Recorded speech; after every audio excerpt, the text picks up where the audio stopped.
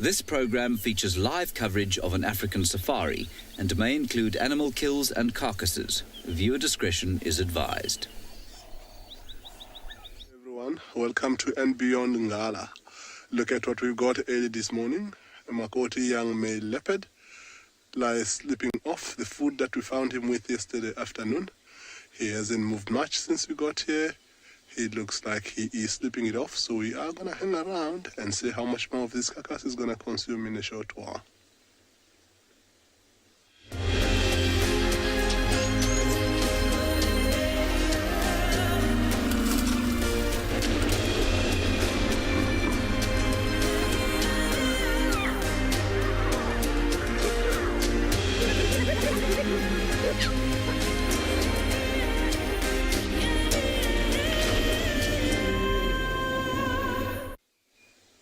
Good morning, everyone. My name is Bunny.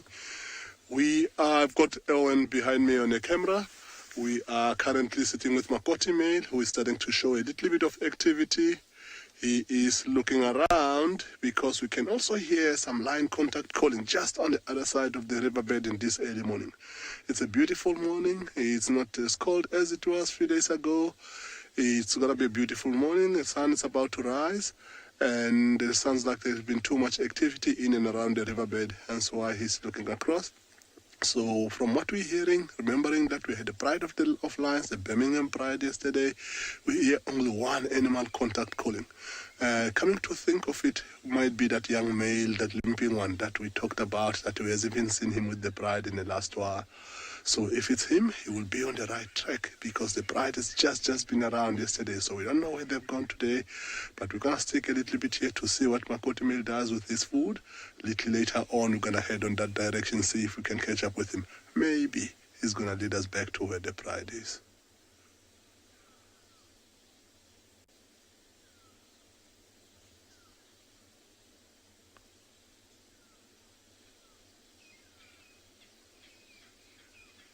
See, he is starting to look around. Birds are calling, everything is starting to waken up. At the moment you can see, don't worry if you see that we are on black and white. It's still quite dark and we're trying not to use the light. So we are in infrared, but maybe in the next 10 minutes or so the light is going to start coming up. So we're going to roll back into color.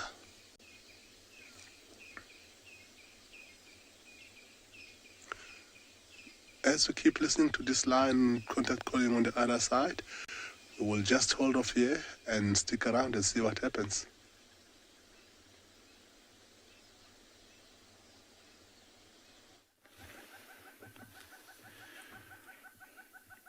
Welcome everyone to a beautiful and peaceful Pride Lands Conservancy while we wait here at Leopard Dam for any animals to come down. So lovely and peaceful and beautiful. My name is Michael Anderson. And behind the camera is Gert, and we are just waiting here whilst it's nice and quiet and cool to see if any animals make any contact calls, alarm calls that will give us an indication of where we can check this morning. But dams are always a good place to start out. It just starts the day on such a peaceful note. Let's just listen for a moment and see what we can hear.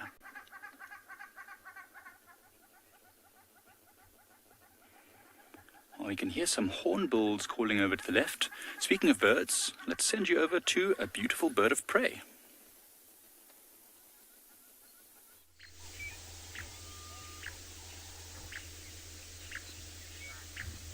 Good morning and welcome to Djuma Private Game Reserve on the western fringes of the great, not greater as I've said for the last 5 years, but great Limpopo Transfrontier Park. Thank you, Judy H. Yet again.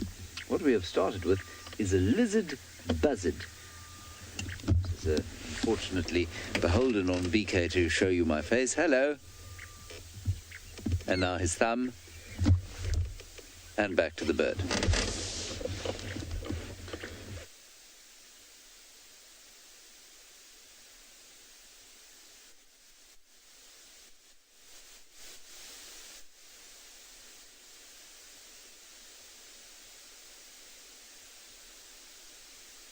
Apparently, and there are two of them. You can hear them calling. fact, the other one is a grey hornbill, not a lizard buzzard. They're up in that tree there. I'm just going to see if I can find a picture for you, because the colour this time of the day when the light ain't so great is not good.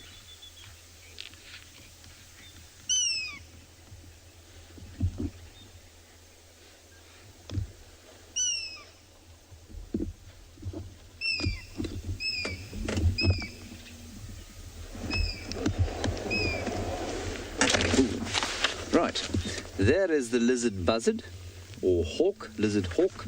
Not sure why it's called lizard hawk. And you can see it's very similar looking to a number of the other accipiters, as we call them. Although, strictly speaking, this isn't an accipiter. So it's a small hawk. There we are. Normally it perches on, it says, on a concealed tree. It was really out in the open there.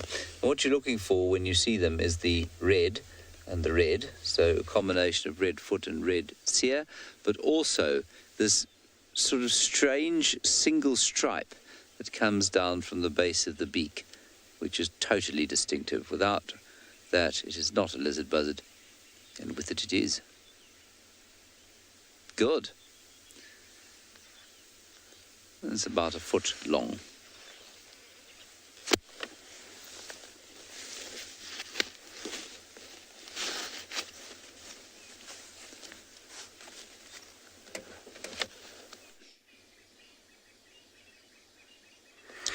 We are now back at andBeyond Ngala. We are still sitting with our young male leopard. There is his bushback carcass that looks like he's made a lot of progress feeding on it overnight. When we found him yesterday, there was still a lot of meat left, but looking at how much is left, it's just the front legs, the chest and the head, and he is slipping it off up there at the moment. Hasn't moved much. He keeps looking up across the river towards where the sound of that line is coming from. Here we go. His head up. Maybe it looks like it might cause him to move and maybe want to go down. Since we got here about 15-20 minutes ago, he hasn't moved much. He just keeps on lifting his head and look across like that. So he will have to come down at some stage to come feed again, or even come down to go drinking. So we're thinking we're going to stick around with him. As full as this bed is looking, something's definitely caught his attention on the other side just now. Look at how focused he is. Looking around, looking down at us, possibly thinking to himself, must I go eat while they're here? But we know he doesn't mind.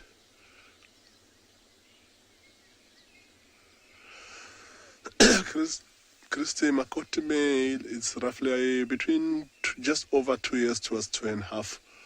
He's still quite young, he's still got a lot to grow, but he's a reasonable sized leopard. He's still gonna grow a lot, but yeah, he's not supposed to be territorial as yet, but he's been making wonders. We've heard him rasping, so followed him marking his territory as well, which is a little too early for a young male leopard to be doing that.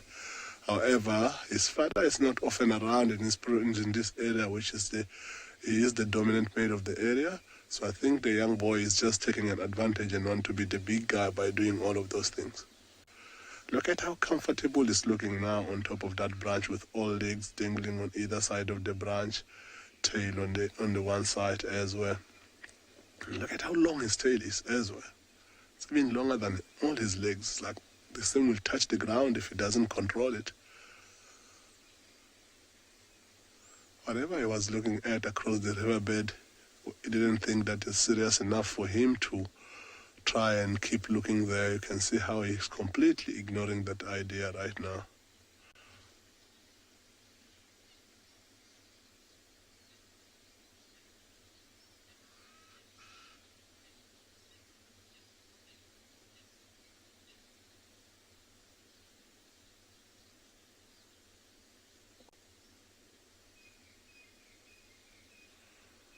I always say that leopard makes trees look way too comfortable for my liking.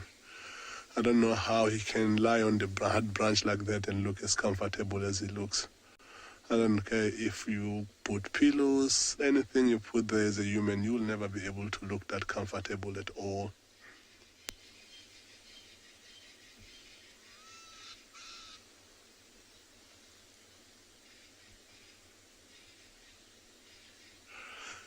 Gently, different leopards, there is a lot of things that you can use to identify individuals. So firstly, the area where you find him with the territory. And secondly, if there is few more individuals coming through, there is what we call a spot pattern, which on top of their whisker line, they'll have different number of spots. Some will have 2, some will have 2, 3. And of course, the age as well, because Makoti made it's much easier to identify him. We saw him from when he was a little cub. And at this moment in time, there's not too many young male leopards of his age in this area. However, as they grow bigger, or if there is a lot of competitions, and every now and again, once they start competing and fighting for territory, they might have distinct scar markings on their face. The color on their neck, which we can't see right now, is often different. Some of them have got that looks like it's double necklaces or double collars, and some of them just only have one. So there's a lot of small features that we look at. It takes a little bit of time to actually get into the idea of being able to identify them properly. But yeah, that is at least some of the few smaller things that we use to identify individuals.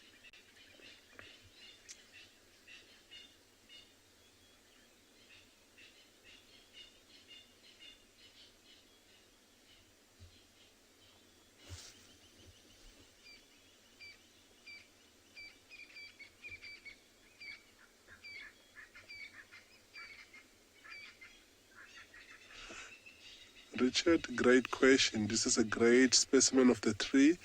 I don't know if I've mentioned earlier that we're not too far from the Timavati riverbed. This is a tree called the jackalberry tree. Jackalberry is from the family of ebony trees. It's one of the trees that will often grow along this riverbank because they need too much water. And of course, being close to the river as we are, there is high water level at all times in these particular areas. And if you look at how dark the barks of the tree are looking, we are right in the middle of our winter now. Majority of our trees, the leaves are changing to brown and some are losing the leaves. But jackalberry tree being in an area with a high content of water, they tend to keep their leaves much, much longer than most of the other trees. So the leaves are all still looking really, really, really green. So this is possibly one of the biggest trees we have in this property. If you look at the main stem and barks of the tree, it's not a small tree at all. The tree might have a couple of hundreds of years old. And you can see as well, it's situated right on the edge of the termite mound. Because at some stage, sometimes around July, the jackalberry will have fruits. And these trees often start growing on top of the mounds because of birds going and feed on the berries and come and feed on the termites and end up depositing the seed in there. And that is most likely what would have happened in this particular tree. But that would have been a couple of hundreds of years ago when that happened. Our leopard is starting to give us a yawn.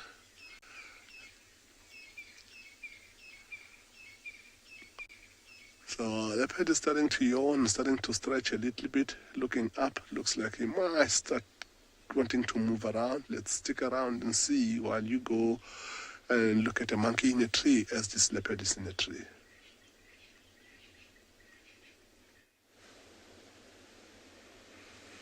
Good morning, everybody, and welcome to andBeyond Phinda Private Game Reserve. My name is Damon, and behind the camera we've got Marcel. And we've come out this morning into the open plains. Those of you that watched last night, you would have seen that we left the mother cheetah and her 2 youngsters resting in some long grass behind a bush, tucked away to get out of the wind. And we're going to see what we can find in the game this morning. But for the time being, we found a small group of monkeys. Have a look at that little one in there.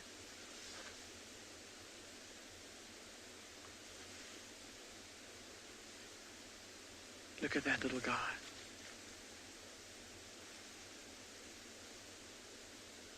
Just scratching itself. And for those of you that might not have ever seen these kinds of monkeys before, See that very dark black face and then the lighter grey body that identifies them as vervet monkeys. Look at this curious little one here, coming to investigate us. Coming right out then. Looking at us through the branches. See how it always keeps the sticks between it and us? Just keeping a bit of a barrier between us. And look at those massive thorns that it's climbing over. But yet it doesn't get thorns in its feet or in its hands because of how dexterous and agile it is.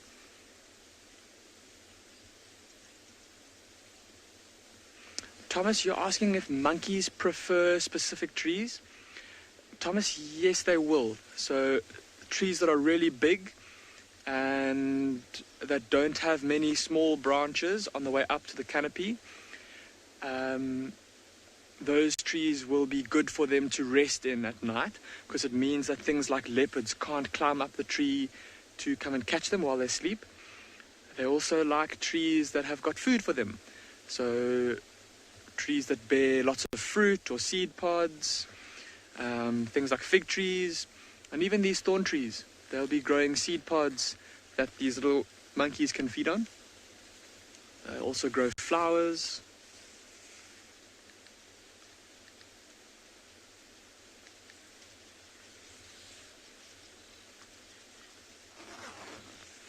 Okay, we are going to leave these monkeys for now, and we're going to keep on heading in the direction of where that female cheetah was yesterday. And of course, these monkeys can be very useful to us, because if they do see a cheetah, they'll start to alarm call.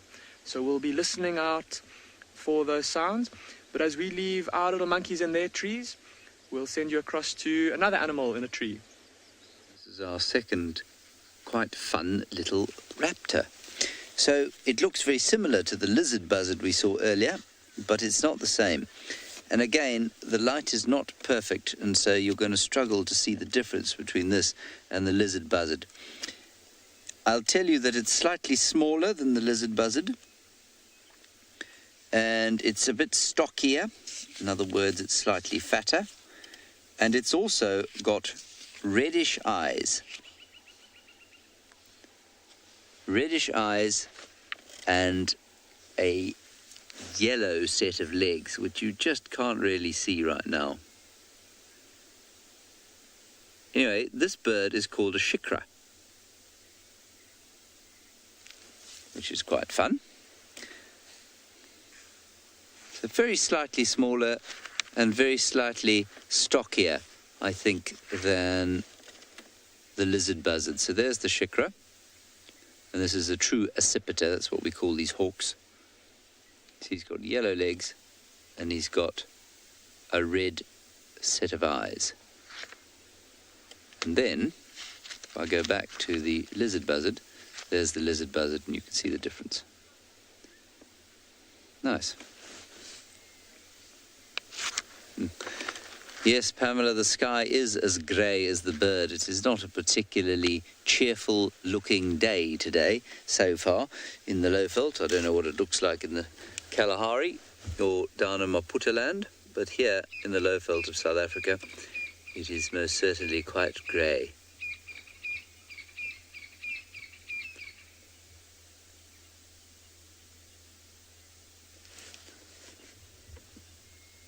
There must be some function for the red eye, but I don't know what it is.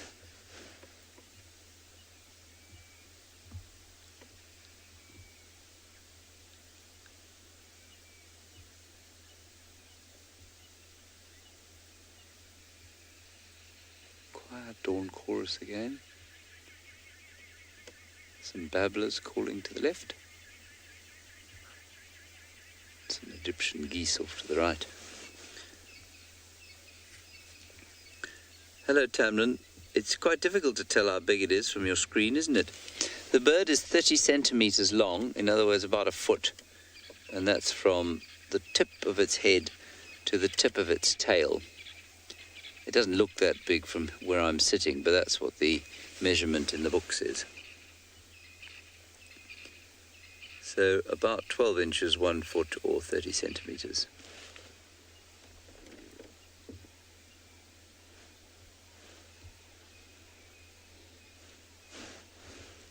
it goes on the hunt.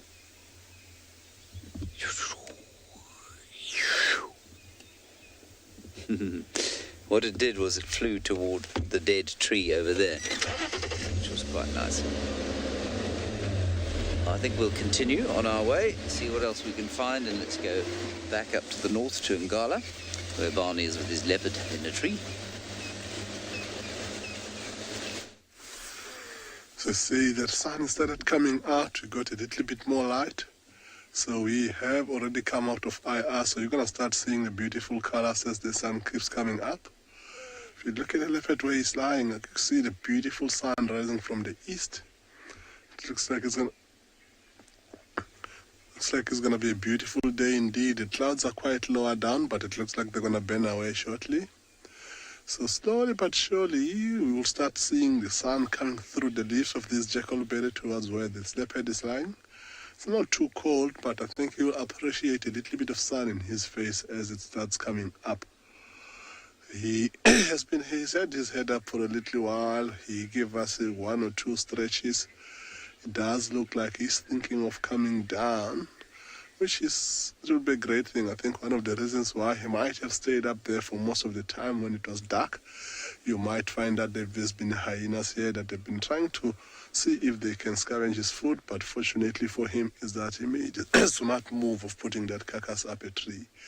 And now that he can see on the ground clearly if there is any hyenas or no hyenas, he might be either coming down close to his carcass to start feeding, or he might just come down and maybe take a walk towards the water hole. Look at how beautiful or shiny those leaves are with the reflection of the sun coming up. So shortly it's going to be nice and warm, and that might force him to get a little bit more active or move from where he is down to somewhere else, either on the base or onto a different branch.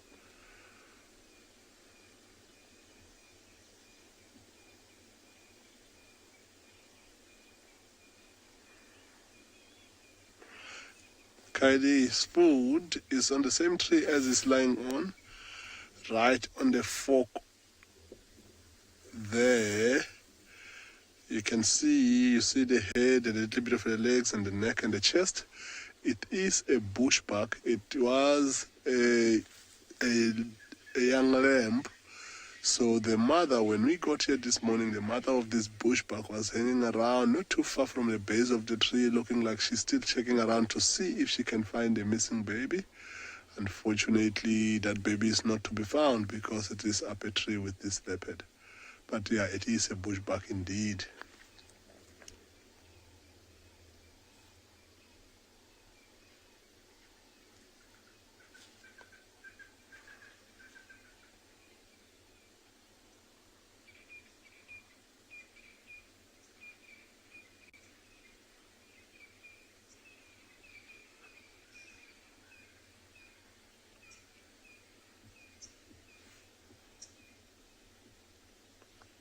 So we're going to stick around with him a little bit more and see what he does. And let's give time to look for something else, maybe a scary looking spider.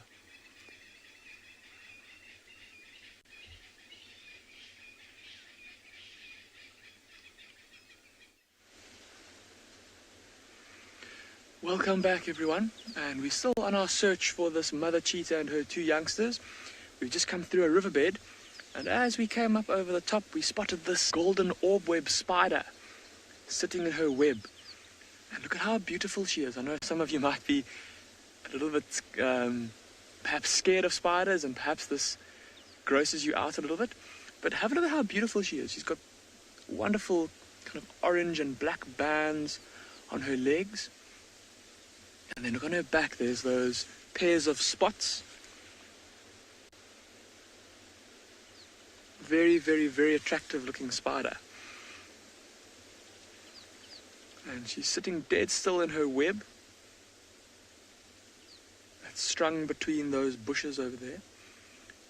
And she'll be waiting for any flying insects to fly into her web and get stuck.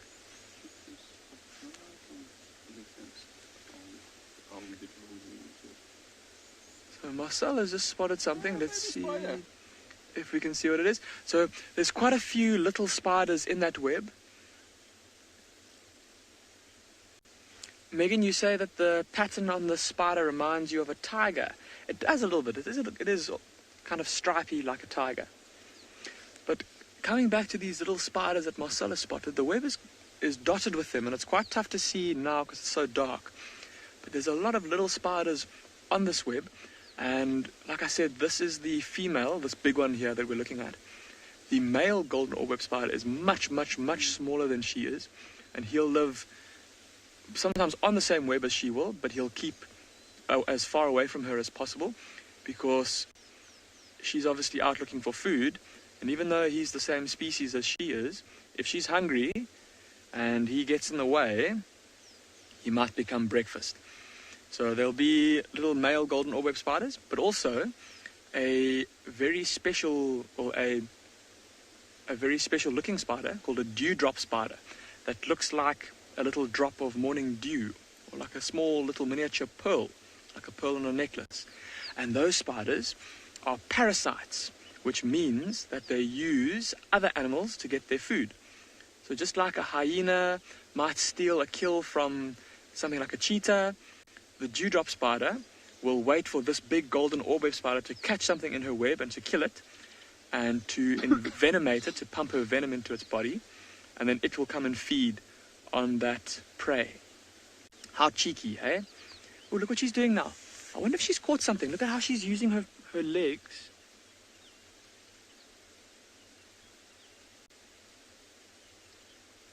The web was kind of bouncing around a little bit there. I thought that maybe a little grasshopper or something had flown into the web, but it doesn't appear that that is the case.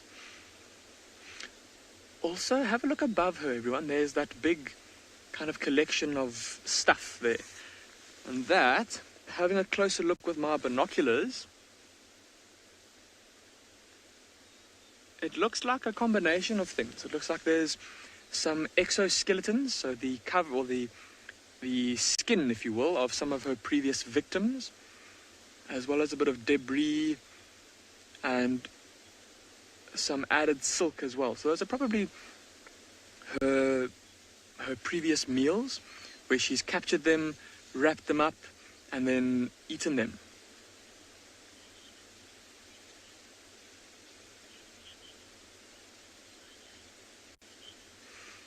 Tasha, you are 7 years old and you're asking if any animals will eat the spider. Tasha, that's a very interesting question. And to answer it, let's have a look at what the spider is doing. So it's sitting out in the open, in the middle or in broad daylight, as these spiders do. And it's quite easy to see. It's not exactly well camouflaged. It's quite obvious and easy to see.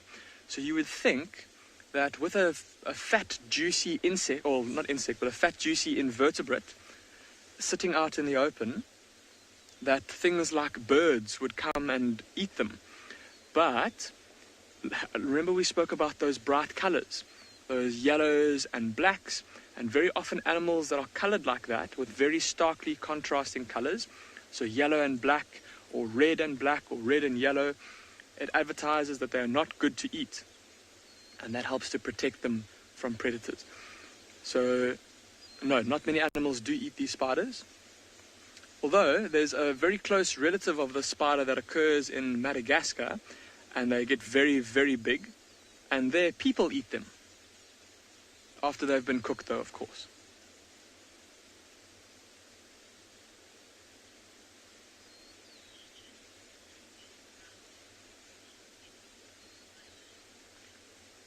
Samuel, you're asking how big the spider is. It's quite a big spider, Samuel. I would say that in terms of its diameter across its legs, so if you were to make it stand on a piece of paper and then draw a circle around where its legs touched, it would probably be about the same size as a tennis ball, Samuel. Yeah, quite a big spider, but obviously that's thanks to its very long, spindly legs that make it that big. That body itself is maybe about the same size as my thumb.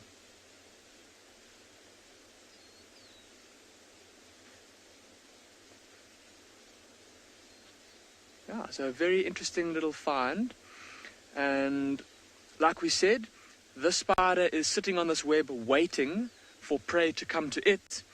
In the meantime, though, I think that mother cheetah and her two youngsters are going to be on the move, looking for prey.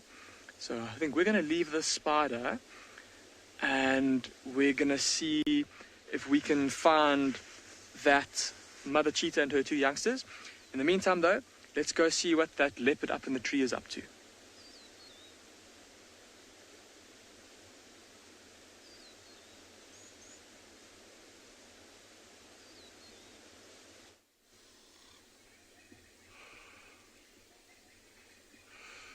So our leopard hasn't done much since the last time. However, the tree is lying on the jackalberry tree. It's not the exact same tree, so he's been named Makoti, made a little bit of history background about where he comes from. He is the last offspring of our famous female leopard that used to be named the black dam female. So we gave him the name Makoti male as a reference name because he specialized at a young age by hunting vultures up in the trees, and he used to go after them all the way into the nest. So this particular tree now, I don't see any nest, but I wouldn't be surprised if there was one, if he started going after the vultures, because he is quite a pro when it comes to that. It's quite an amazing thing to see a young male leopard hunting a vulture, because how do you get close to a vulture in a nest without the vulture even knowing that you were there? So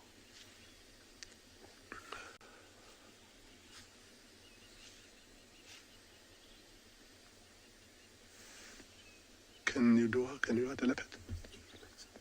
No, Alex, you cannot pet the leopard. These leopards are so wild, he will not let you anywhere close to where he is. As relaxed as he looks now up in a tree and look like he might be tamed, these animals are still as wild as you can get them. So even now that he's sleeping there and it looks like he's completely fast asleep, a very slight movement, if we touch the ground or do anything unusual, he will be ready to jump out and run off if given the distance is great and he feels comfortable to do so. But if you are in such a close range and you try such, you might not be able to get that close and you might get attacked by this leopard.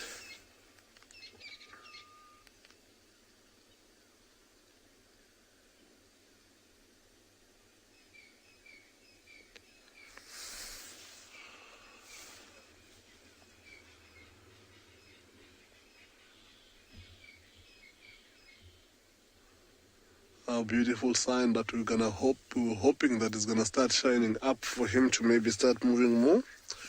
Looks like it's just disappeared behind the clouds for now. But it does look like those clouds are gonna burn away sometimes this morning. It might take slightly longer than we first anticipated, but let's see what he's gonna do.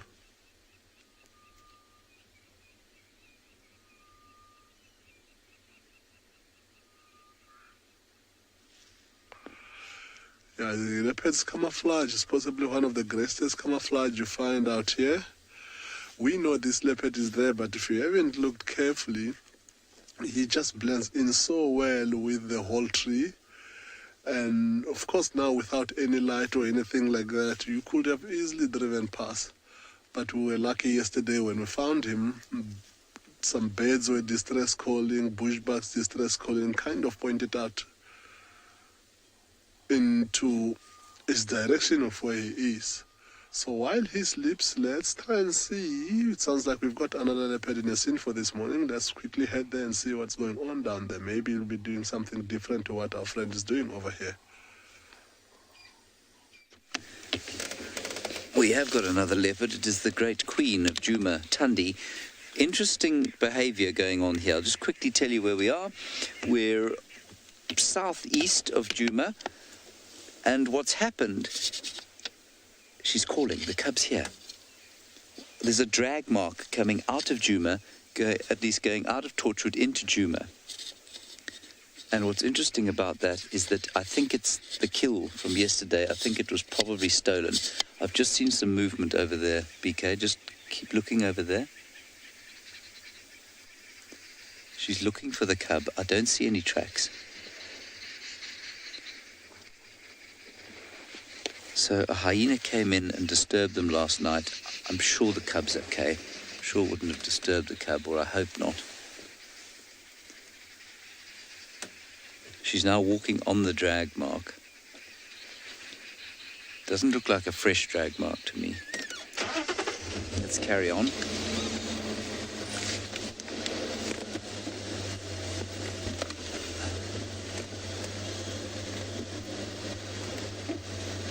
BK, if you can just quickly put the camera down there so you can see the drag mark there. You can see exactly. You can see something was pulled along the road and her tracks on top of it.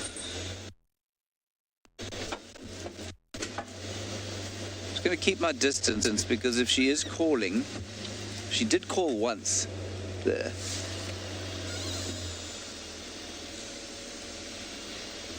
Yeah, she's calling. She needs to be able to hear a response, and the cub needs to be able to hear her. So I'm just going to drive carefully.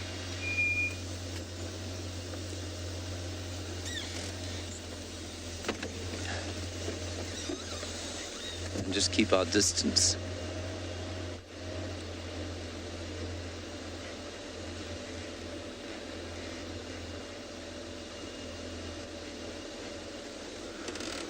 Look on the ground here. Not sure why she'd be calling.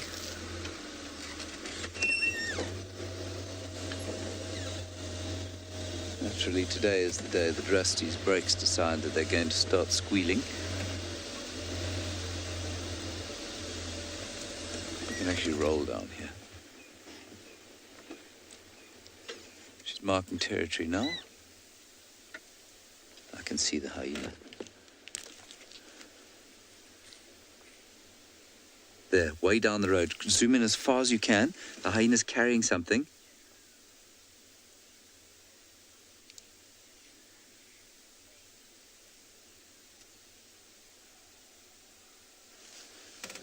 Is that as far in as we can get? Okay, so that's not a cub. So please don't worry that the cub has been injured. That is definitely, well, I mean, we don't know if it's been injured, but it's very unlikely. That is the carcass. So she's just lost it now. Bailey, she's only got one cub at the moment. She had two, a male and a female, and the female unfortunately died. We don't know how, but that's pretty common, you know, Bailey. It's very difficult for little baby cubs to survive.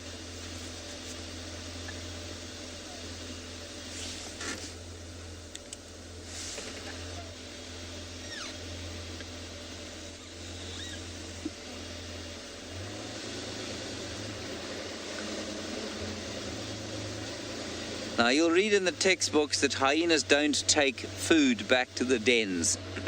Absolute garbage. That hyena is walking a long way and it's going back to the den, I'm sure, with poor old Tandi's kill. At least they had a good night feeding on it.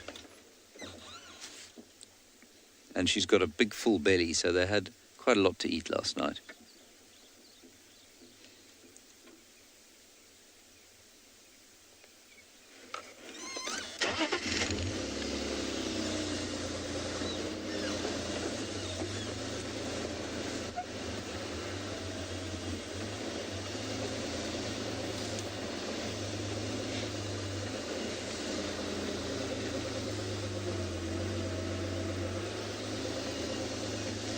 So every so often she stops, she marks a bit of territory, puts some urine on the ground, does a bit of scraping.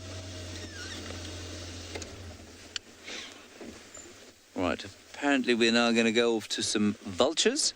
Let's go and have a look what they're looking at. I'm not sure where they are in the country.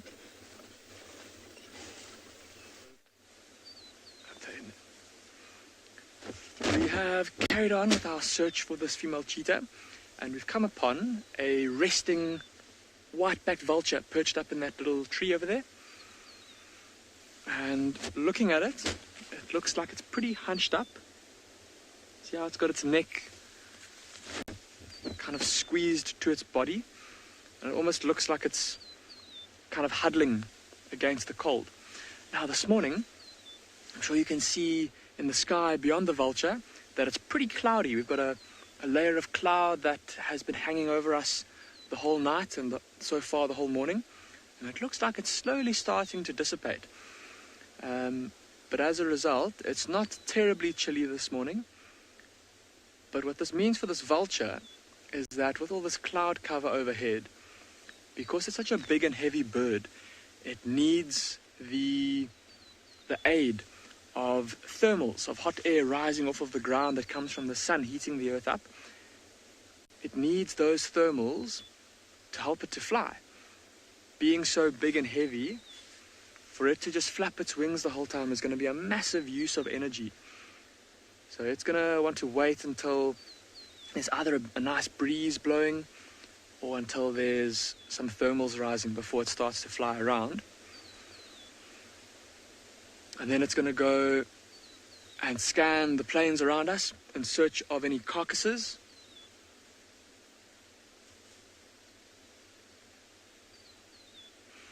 Janice, who's 8 years old, you asking if vultures are good hunters. Janice, vultures typically don't hunt for themselves. So remember I spoke about that dewdrop spider sitting on the web of the golden orb web spider, and how that little spider eats food that gets killed by the bigger spider? That's pretty much what these vultures do. So they will wait for big predators like lions or leopards or hyenas or even cheetah to kill an animal, and they'll wait for the bigger predator to finish eating, and then they'll come down and eat the meat that's left on the carcass. And they've got very sharp beaks that they can use to help them to pull meat off of the carcass, and they've got long, skinny, look at how small its head is for the size of its body. And although it hasn't got its neck stretched out now, they've got very long necks as well, and that enables them to get into all the different parts of the animal, of the carcass, to eat all the bits of meat that the bigger predators couldn't get to.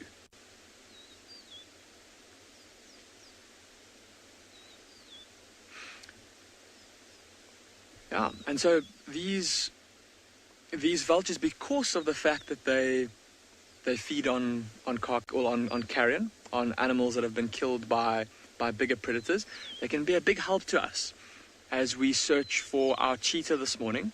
Because if she does manage to kill something, once these vultures start to fly around, if they do spot that carcass, they'll start to fly down towards it.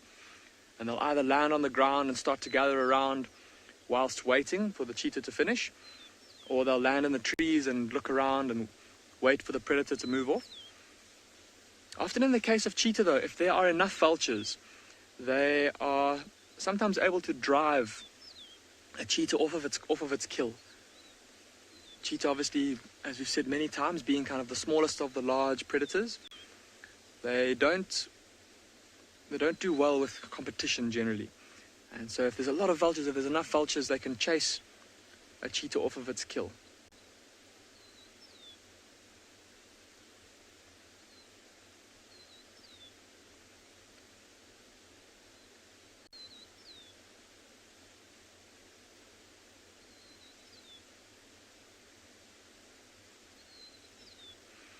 Alright, so that is the first 45 minutes of drive up.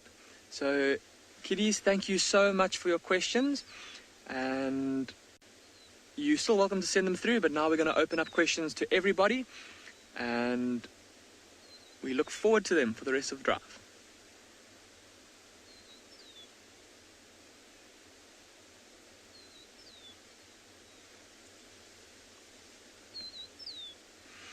Alright, we're going to leave this vulture, everybody, and we're going to keep on heading in the direction of where that mother cheetah and her youngsters were seen yesterday.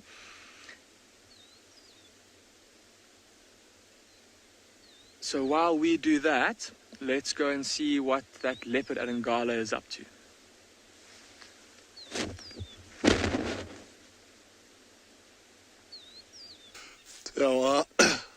leopard has just moved from his original position, got up, look around. He's just walked down back towards where the carcass is. Looks like he's thinking of either starting to feed or moving the carcass itself. Doing his background check, just sniffing it around. And from where we're sitting now, we can still see him nicely. But we do think that there might be a better position if we roll slightly around. But we're just going to give him time before we move just to see what he wants to do exactly. And then we'll try and think of our next best move.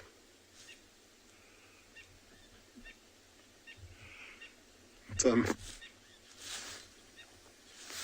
amazing what he is doing on the tree now, because it looks like he might be trying to move and looking like he's covering his stomach content, which it's possible that he might have opened that carcass up there, but what he doesn't know is that up a tree there is no sand or grass to cover it with. That what he was doing there, they normally do if they open the carcass up in the ground, and to try and avoid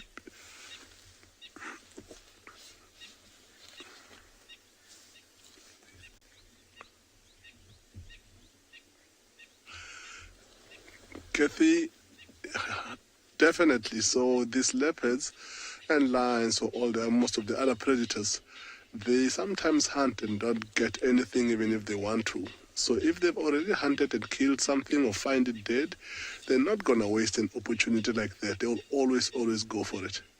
Their system and stomachs are so strong that that little bit of offness of meat doesn't really do much onto them, so it doesn't bother them at all. So back to the story of what he was doing up in the tree area. You saw him, he just came down. It looks like he wants to come down. He's on the main fork of the tree now. There he is. He just came down the tree. It looks like he might be thinking of actually even going into the water if he doesn't just want to lie down on the ground. So while we try and see or establish what he wants to do, we will send you over to Lauren to say good morning.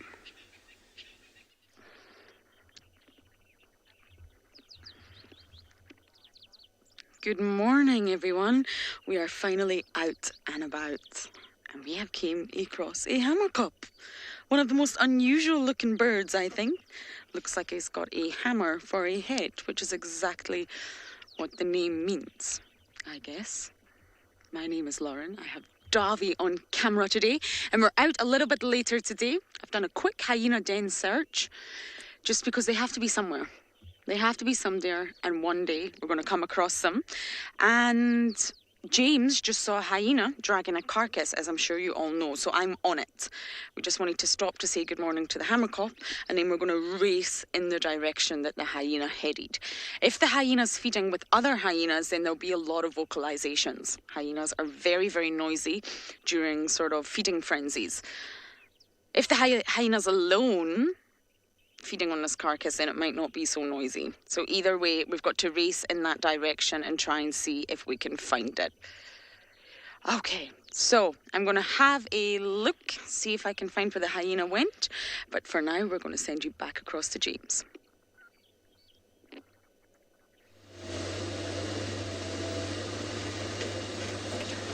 We're still heading in that general direction. Tundi is walking along the drag mark of her unfortunately stolen prey. Not sure what her plan is at this stage. She hasn't done much marking since last you saw us.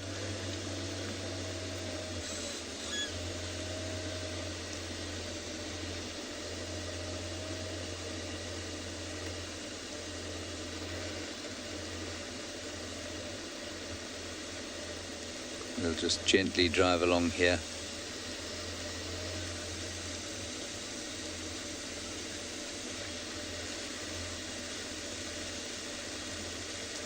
It's quite sweet. We saw two little squirrels sitting in a tree, and they looked at each other, the squirrels and the leopard, and the squirrels thought about alarm calling, but they were all snuggled and warm, and she put her tail up to say it's all okay, and they parted company. It was quite sweet.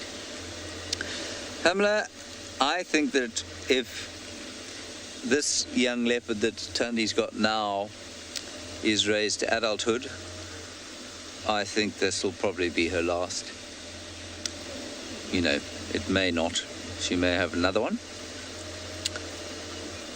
I mean, she could possibly have another one, but, you know, if all things being equal, she'll be 15 just about by the time this one goes independent and she can come into estrus again and have another one.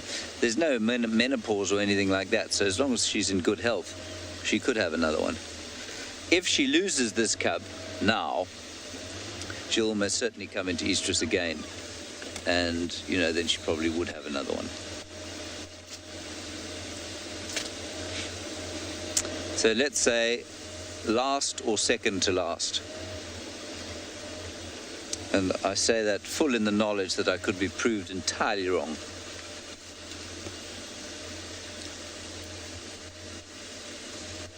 Nanya, I don't think she'll try and get the kill back from the hyena, but because leopards being what leopards, they do scavenge.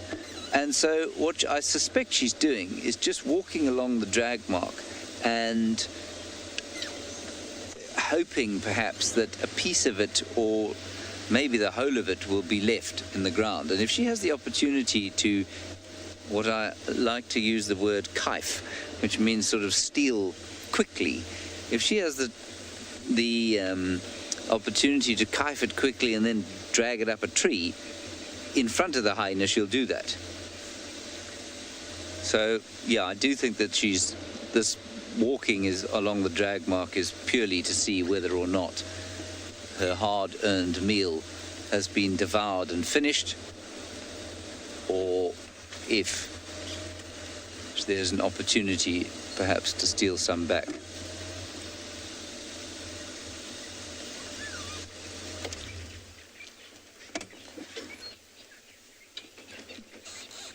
Let's turn the engine off. I know this isn't the best view of her, but I think trying to bash around and go in front of her would result in a disturbance for her morning patrol, which may or may not result in a meal. So we're just going to stay behind her for now until things open up. I don't mind the sight of a leopard walking like that. It's quite nice. And I'm sure, as Lauren told you, she's going to just try and come in from the other side, see if she can't pick up that hyena with the kill. The drag mark is still going along this road. And what I'm hoping is that if, the first prize for me would be if Tandy got a piece of it back again. But the second prize would be that the drag mark leads us to where the hyena den is, because we haven't known where it's been for some time. I believe that Barney's leopard is now out of the tree, so let's go and find out where it's going.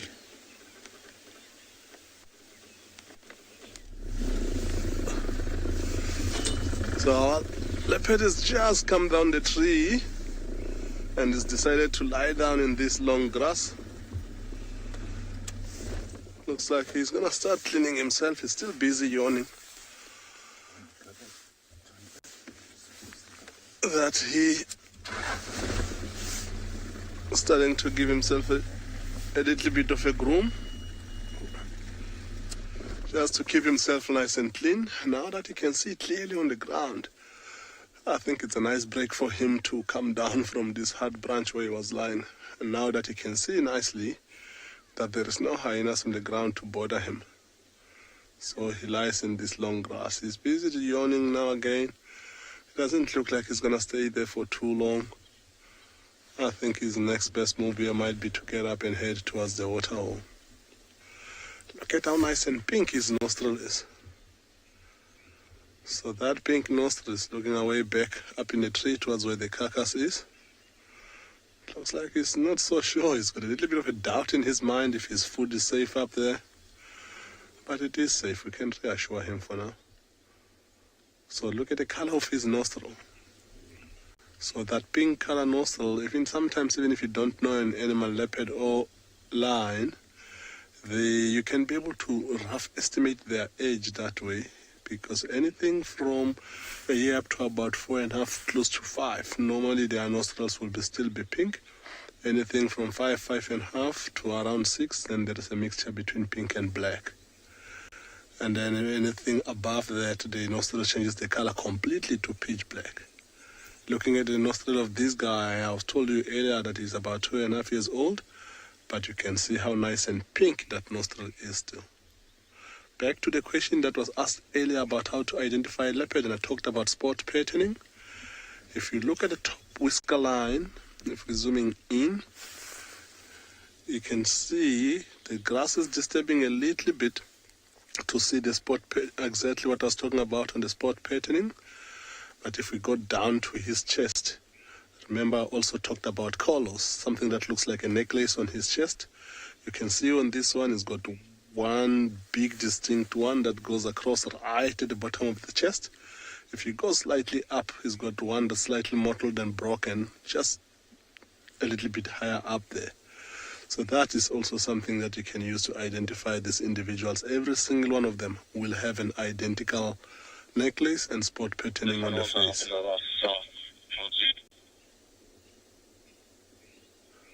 Looks like he's trying to pick up a smell of some sort by raising his head up like that.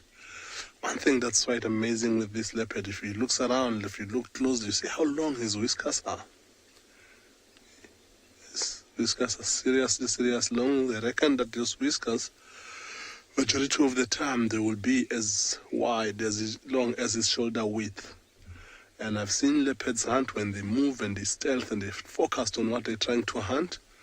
Sometimes they have to move in between twigs or logs, and they know that if they put their heads and those whiskers will touch either side, you'll see them backing out of the area because they know that their shoulders might not fit, or they might touch and make a little bit more noise, which they can't afford to do because they don't want to give their position away. So that is a big function of those whiskers.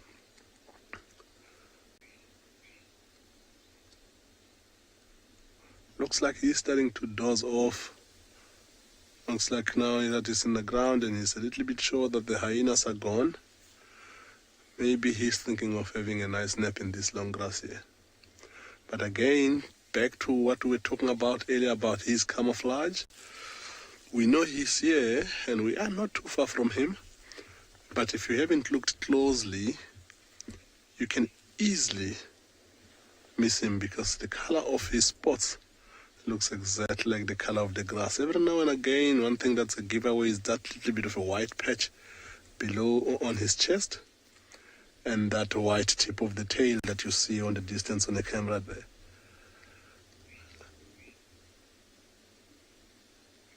See that? That is one distinct thing, and even when they're moving away, you often see that from a far off distance. But other than that, unless you know exactly what to look for, you can easily walk past a leopard.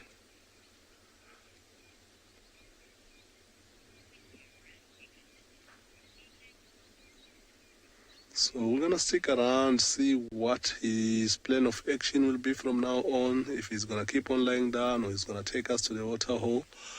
Just going to wait to see what he does and just stick around with him for a bit more.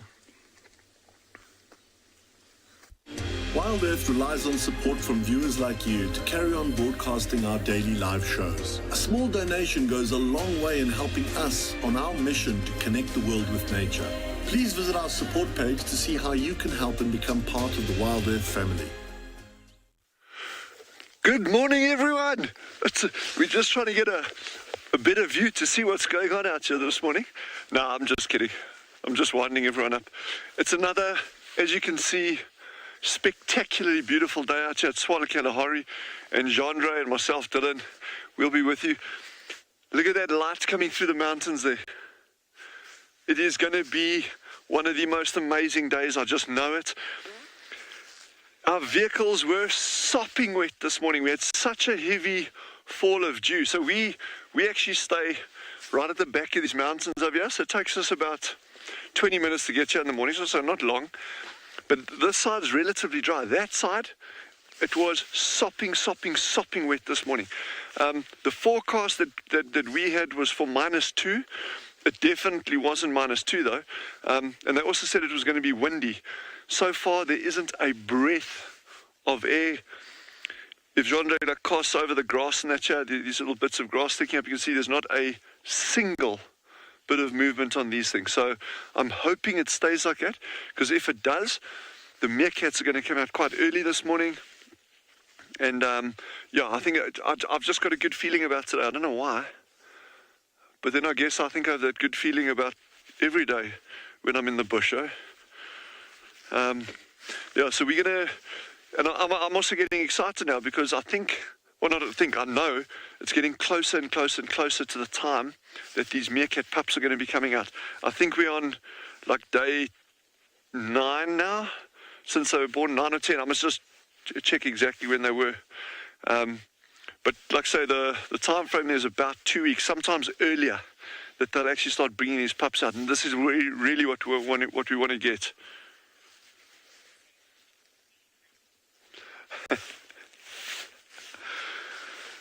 Marsha's asked me a very, very tough question to answer.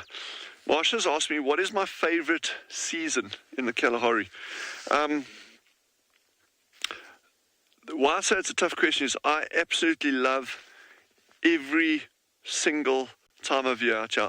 I honestly can't say I have an absolute favorite, this is the best one. But if I had to be like pushed into a corner and say, well, pick one, you have to. You don't have a choice. Like which month? Because our seasons like really like kind of like just run into each other. I would probably say September, October, around that time frame. And the reason I say that is then we're getting like migrant birds coming back. The temperatures are picking up. There's a lot of things starting to breed. The birds are going mad. Or January, February, once we've like really got into our good rains and that, because then there's tons of insect life around. The birds are still going nuts. So, but yes, everything's amazing. Look at these mirages that we've been having the past couple of weeks. I mean, you don't get that in summer. You know, in the middle of summer, you get these most spectacular thunderstorms, and you've actually got to be for me to try to describe it to you, it just doesn't do it justice. I mean, you've got to see this spectacle of nature on an absolutely immense, grand scale to truly appreciate it. And one of the things I like doing, and some people think it's a bit crazy, but when you get these big storm fronts rolling in, you stand up on these dune crests. So you got this high vantage point, and you're just looking as far as you can see, 360 degrees, and it's just these massive, massive cloud buildups, thunder, lightning. It is truly, truly, truly spectacular. So, yeah, I don't have a favorite season. Every single day I chose my favorite.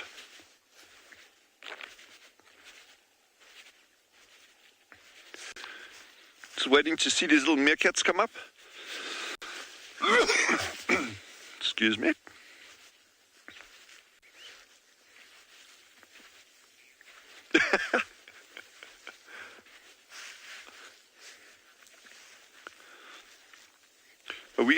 We're just gonna kind of settle ourselves here now, see where exactly we want to position for the lights and that. And while we're doing that, let's see what the other guys have got.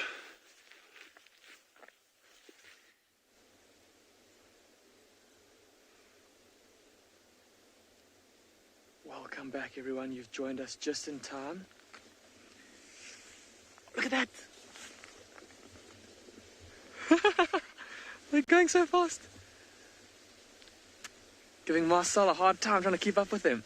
So, thanks to our tracking vehicle, we've managed to find this mother cheetah and her 2 youngsters again.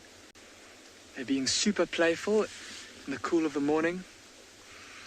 And Mom looks like she's off on the hunt. Like we said last night, their bellies were all looking pretty empty.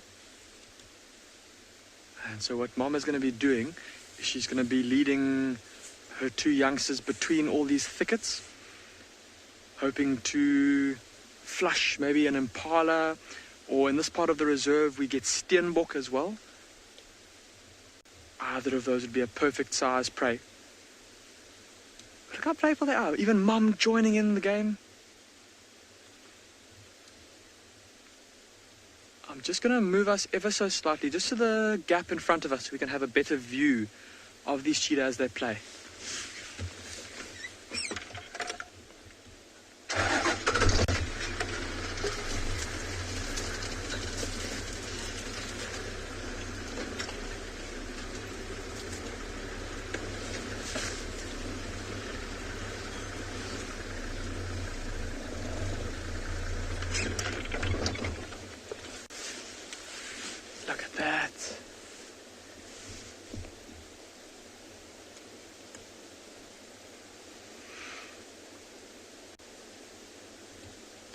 looks like Mom has found a nice little open patch. Perfect spot to rest for a bit on that sand there without the grass poking her in her side. And also a wonderful spot to scan from. Look at the view that she's got here. She can scan for miles. Oh, and the youngsters just being super playful. Look at how they got so much energy to burn. They're just keen to get going. Come on, Mum, let's go find some food. Look at how curious they are. Looks like they're investigating maybe a little warthog burrow.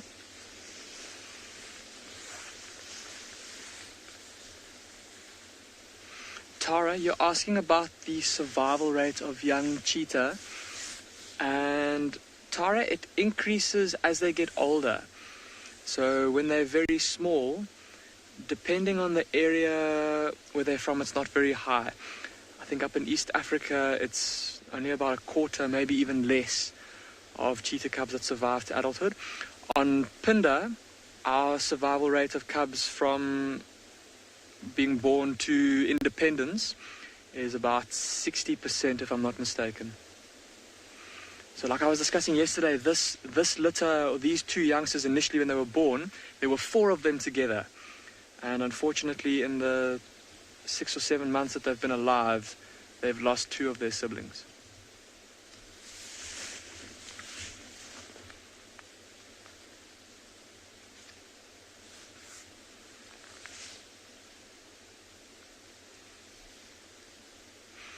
But as I said, as they get older, their chance of survival is going to get better and better.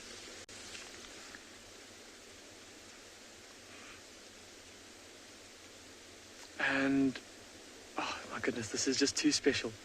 There goes Mom. All right, we're going to try and keep up with these cheetah. I'm sure that it's going to be a super fun morning following them.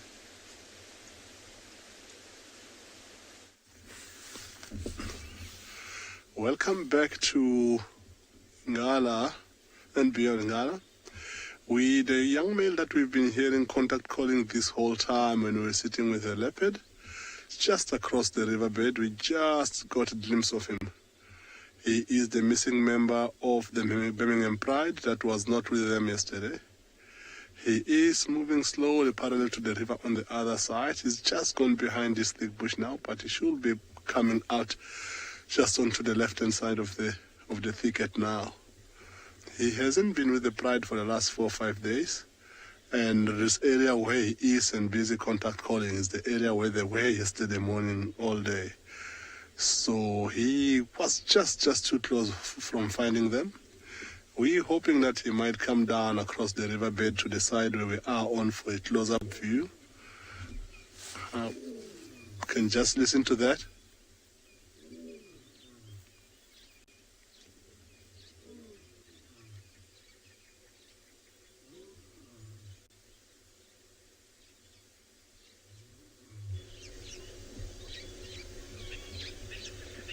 So you can hear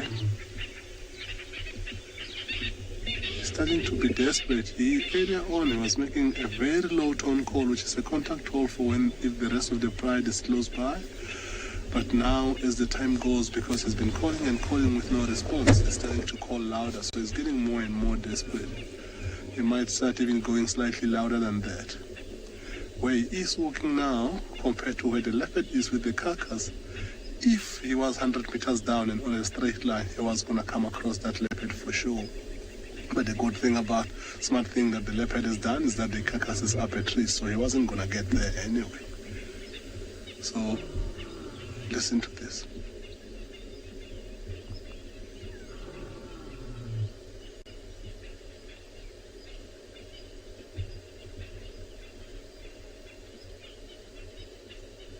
A lot of people have been asking in the last few days about John, this is an injury that this young lion has had in a while. He looks like he's got a dislocated right back hip, if not left. It could have been, we didn't really see it happen, but it could have been on a hunt, trying to hunt things like buffalo, or it could have been anything really, but we're not really there to be able to see it. He's been like that for a while. It's actually looking slightly worse at some stage, but slowly but surely it looks like he is recovering. You can see he is putting a little bit of weight on that leg at the moment as he moves along. But I don't think that is an injury that you might have to live his whole life with. It doesn't look like he's going to ever recover fully to be back to normal again.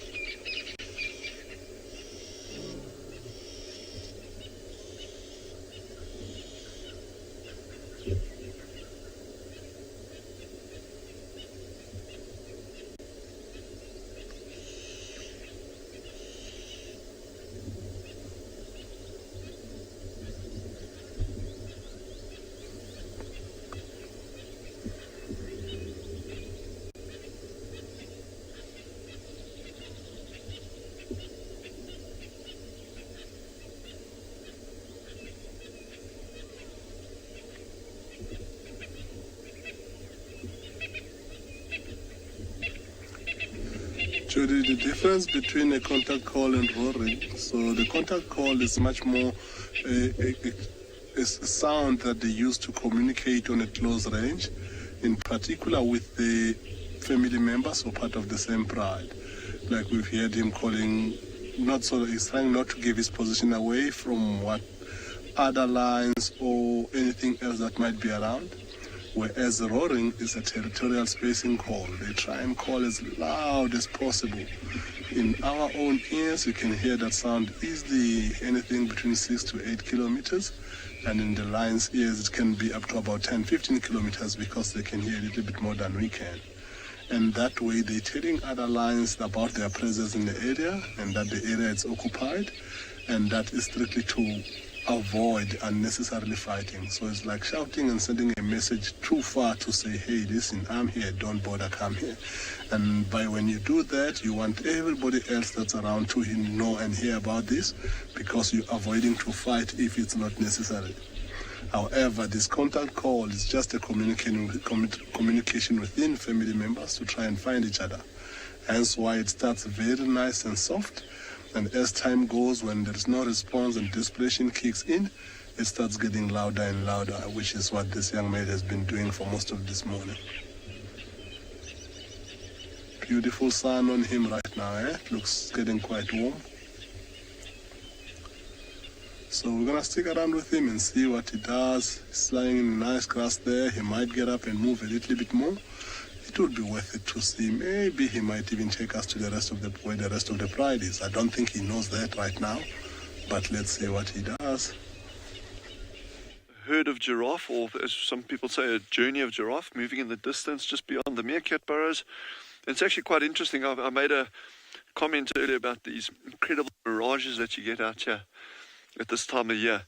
And you can actually see there's a bit of a shimmer on those giraffe over there. So that's kind of, in a way, a mirage that would be forming. So that's just the earth heating up. Actually, around the Meerkat burrows here, there's a bit of frost. Very, very, very light dusting of frost. But it is here nonetheless. And so as that ground starts heating up, it'll create a bit of an unusual look on the picture over here. Just an absolutely glorious morning. Sure. We were hoping those giraffe would actually come closer. But we're just going to keep sitting here, wait for the meerkats to come out, and just absorb this beautiful scene.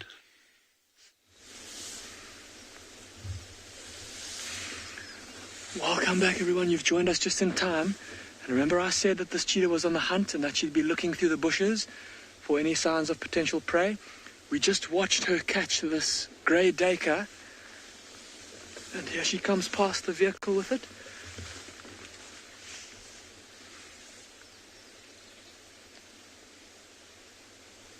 I'm just going to reposition us so that we can see her nice and clearly. My heart is racing, everybody. We just suddenly saw her take off. And the cubs also started to run, and the cubs have gone. I'm not even sure where the cubs have gone. They ran in a different direction while she chased the duiker. I don't know if maybe there was a second duiker that the cubs chased after. But now that it's dead, I can hear them calling. I'm just going to reposition us, and then I'll switch off.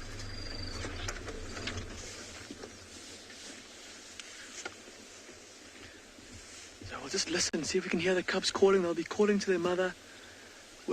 Hey, Mum's even calling, listen.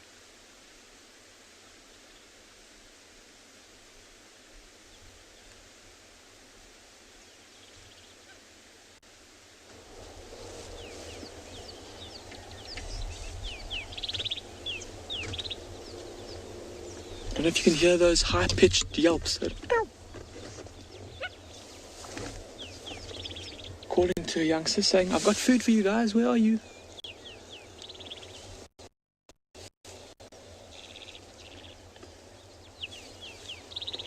I can hear the cubs calling to Mum. I apologize everybody if you are, if you are sensitive. Now might be a good time to look away. Look at how she's dragging this carcass. Obviously not happy with where it is now, wanting to find a slightly better place to put it down where she can eat in peace. There, I can see a youngster. Oh my word, it's far away. There's the two youngsters. They're way in the distance off to the left. Their mum's now calling them loudly. And the cub's answering. A high-pitched chirp.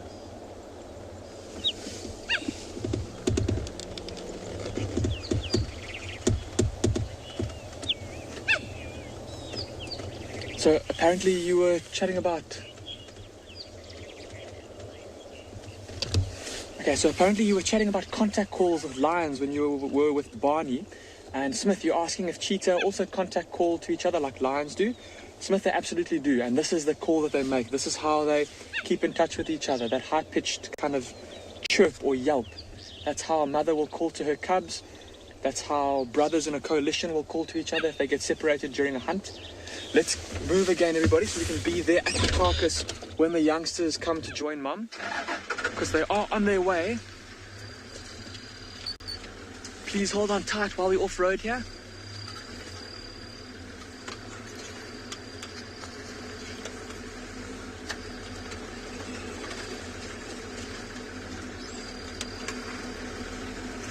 I'm just going to get us into this clearing and I'll turn us broadside.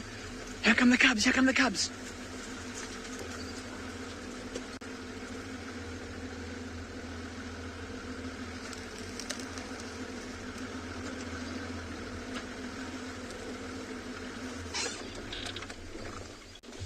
So there's Mum sitting. Look at how she's panting.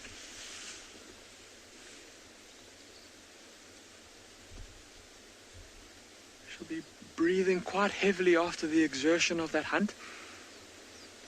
She probably chased that little duiker for maybe about 150, 200 meters.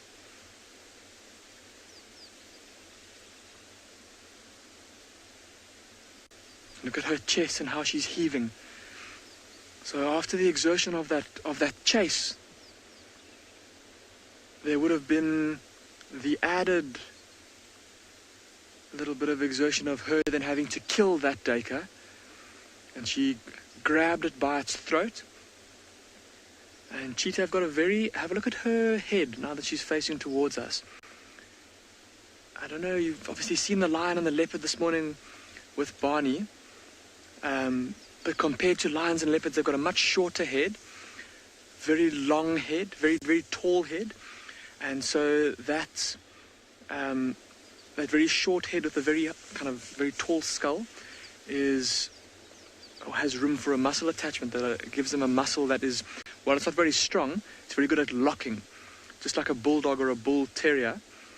And so when they grab a hold of the throat of that duiker, they'll lock their jaws and they'll hold on and suffocate it. Bio, you're asking how much does a cheetah need to eat?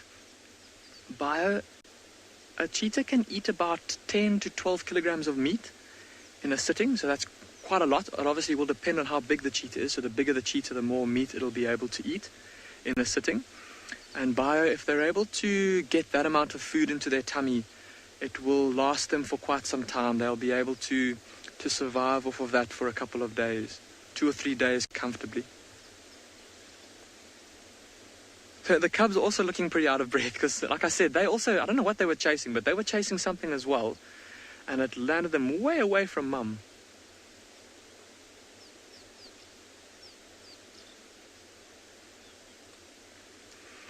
Harley, you're asking if a hyena will recognize a cheetah's contact call. Harley, to be honest, I've never seen a hyena respond to a cheetah's contact call, or to a contact call of a lion or a leopard for that matter. But I would presume that the hyena would know what the contact call is. But because it's not 100% of the time that a contact call does mean that there is food nearby, because a cheetah might be calling her cubs for other reasons other than a kill. So there's not necessarily that association that every time a hyena hears a contact call, it goes to investigate. We're going to wait for the cheetah to recover, and I'm pretty sure that they're going to start to feed on this deka soon.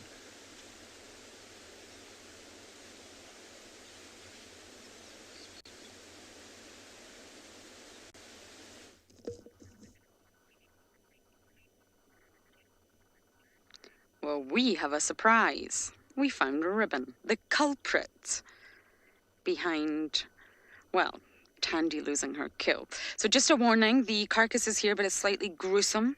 So look away if you get grossed out, I guess. There we have it. This was Tandy's kill, I believe, and we managed to follow the drag marks and locate the one and only matriarch of the Djuma clan, Ribrobs. It's so good to see her. She looks very fat and very uncomfortable. She's panting. She's too full. We all know that feeling when you have to unbutton the top button on your jeans. That's exactly what's happening to Ribbon right now. But a little bit of context here. We're actually at den number 3, which surprised me because Davy and I were here. Then we looped round to Treehouse, and then we heard the news that a hyena had stolen the carcass. So we just missed her. But there's no sign of cubs. We're actually at the back entrance. Or maybe this is the exit. Who knows? And I think if the cubs were here, they would be out by now. But I also don't understand why Ribbon would be here without the cubs. So I'm a little bit confused. And I think, although the scene in front of me is very gross and very smelly, I think we're going to have to stay here for quite some time. And if Ribbon does get up, I think we're going to have to follow her in order to find out where the cubs are. Unless the cubs are having a sleep in. But I think with this smell and Mum's presence, they would be awake. So I'm really not sure where they could be. Or maybe Ribbon knew that she stole from a leopard and she just needed to get the carcass to the safest place to eat it. And then once she is slightly less full, she will waddle to the cubbies. We need to find this den. We need to know where they are. And it's not for the lack of trying. I promise the past few days you haven't seen me much. I have been going from termite mound to termite mound to try and find out where the cubs are.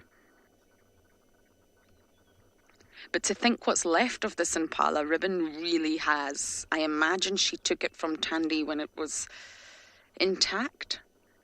You can see the pierce mark where Tandy's teeth, you see that around the neck? Chokehold. And then somehow Ribbon has heard this happening, or could smell something. They smell leopards, they follow the leopards. It's a great story to be able to piece this together. And somehow Ribbon's managed to use her strength. It's unbelievable. This shows you exactly how strong these animals are. Dizzy, you're asking how did we follow the trail to the den? We could see the drag marks. So because there's a carcass, hyenas are very strong, and they're actually strong at the front end of their body. And this is the... Oh, will Tandy follow? Sorry, Dizzy. I got that question wrong. Most likely no. Tandy will give it up. Once a kill has been stolen from a leopard by a hyena, they normally just let it go. In my experience, it's gone. Ribbon's strong. She's big. She'll weigh about 90 kilograms. She could even possibly be heavier than Tandy. And this is a perfect example to show exactly why hyenas have this unique body shape, this unique anatomy. Really, really strong shoulder muscles, strong forelegs, and a long, elongated muscular neck. And it's for dragging. It's exactly sort of evolved this way for their scavenging lifestyle. And if they didn't have a strong forebody with that long neck, it wouldn't be so easy to drag. Now, James spotted this on Mamba. We are now at the den. She has dragged it really, really far through a block. We went into the block, we got lost, but we looped around again and we saw the drag marks. So she's exhausted. She's eaten it really quickly because she knows anything could come and try and steal it from her. So that's why they sort of gorge themselves, and now she's so full that she can't move. She's exhausted. She dragged it very, very far. Okay, so we're going to sit here and hope that we get some signs on where Ribbon's cubs are. But from this sadly dead Impala, we're going to send you over to some alive ones.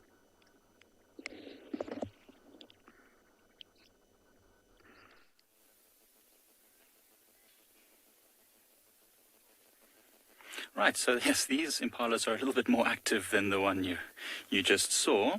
They've just come down for a drink, and look at the exuberance. Look how they run around. They're so excited, you know. It's been a very windy night again, and we've heard lions this morning in the distance, and we know there's been leopards coming to this dam during the night. So they are just excited to have been the lucky survivors, I suppose, of the night in this beautiful Pridelands Conservancy. And oh man, the light is just so pretty on these things, the reflection. Look at that one on the left, busy leaning right down to try and reach the water. So they don't know that there's no crocodiles in here. Well, I mean, I don't know that there's no crocodiles in here. And they're drinking at full stretch to try and make sure that they don't get caught by something lurking in the water. I think they're so majestic. They're so perfectly proportioned little antelope. Very, very agile and athletic. I don't know if you see the male there in the background coming down. He's been herding them away from the water for quite some time, but it seems these few females at the end just don't really want to leave just yet. Lots of running around, and I don't know, sometimes we see them doing something called pronking or strutting, where they bounce on their back and front leg, almost like a seesaw. And that's just a way to show off how healthy and fit they are. He's just making sure the last of his females are going to go. They do this roaring thing that you'll see just now if he raises his head and goes. Roar, roar, roar, roar, roar, roar. Sounds like he's hustling them away. And if you see there? Oh, bouncing. Lots of excitement. A lot of these are still quite young. So that one there on the right you can see is a young male impala. And the young ones are always very excited about everything, especially in the mornings. Did you hear that? That's the male roaring. See how he's fluffed his tail out? He does that when he's getting agitated. He's probably going to make that noise again in a moment. There you go. It's back and forth, back and forth. There's a few other males around the area, so he's still very nervous about losing his females to these males, but they're not really interested anymore. The rutting season, where the impalas are fighting over females, are finished in around mid-April. Around April, May time they would have finished that. And now he's just holding on to what he's got. See that impala stretching out there? Gosh, isn't this beautiful? Okay, it seems like he's finally got them on the run. Well done, old boy.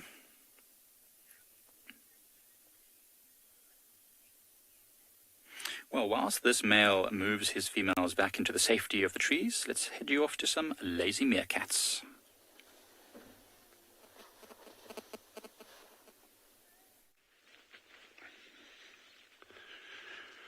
Sounds like our colleagues have been having some incredibly good viewing, so I'm really, really chuffed for them. That's good news. The little meerkats have just popped out about 3-4 minutes ago. One actually popped out about 20 minutes ago, stuck its head out, looked around and said, no, this is not what he signed up for. It went straight back down the burrow. So these two have just popped out now. And there's also still, which is a very good thing, there's still no sign of any kind of predator activity in there. I'm talking, there's little mongoose and that have been around, but nothing that's going to be a threat to these meerkat pups. And I'm kind of like on tenterhooks here because, you know, what happened with that last group, the horses, you know, they had the pups, they were so close to coming out above ground that those honey badgers got to them. So I'm really, really hoping that nothing untoward happens to this little group. If any of you are wondering why I'm walking around, there's no disturbance to these animals whatsoever, and that's obviously what we strive for. That's always first and foremost in our minds.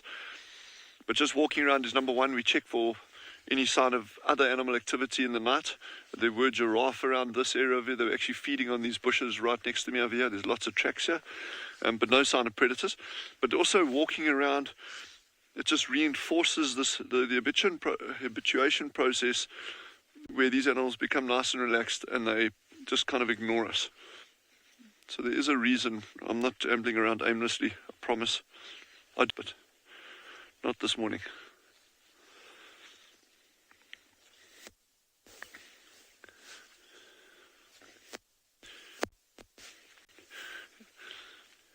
So it'll be interesting to see which direction they go again this morning. And the other thing you'll see, I always try to keep my shadow off them because getting the sun early in the morning is very, very important. So I'll always keep that long shadow from falling on them. But we're just going to spend a lot more time here.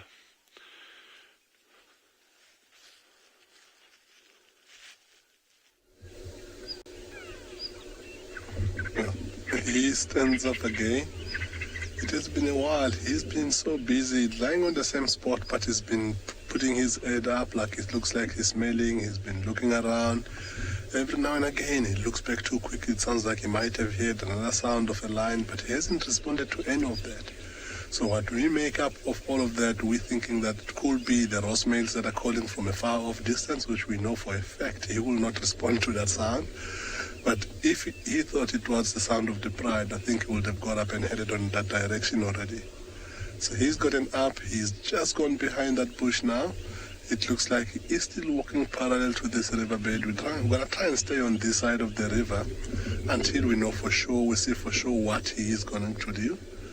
In the meantime, while we do that from where he is standing, there has been head of Impala just on the other side, which I doubt that he will try to go for because having a broken hip has slowed him down a bit, and I don't think he's done much hunting by himself.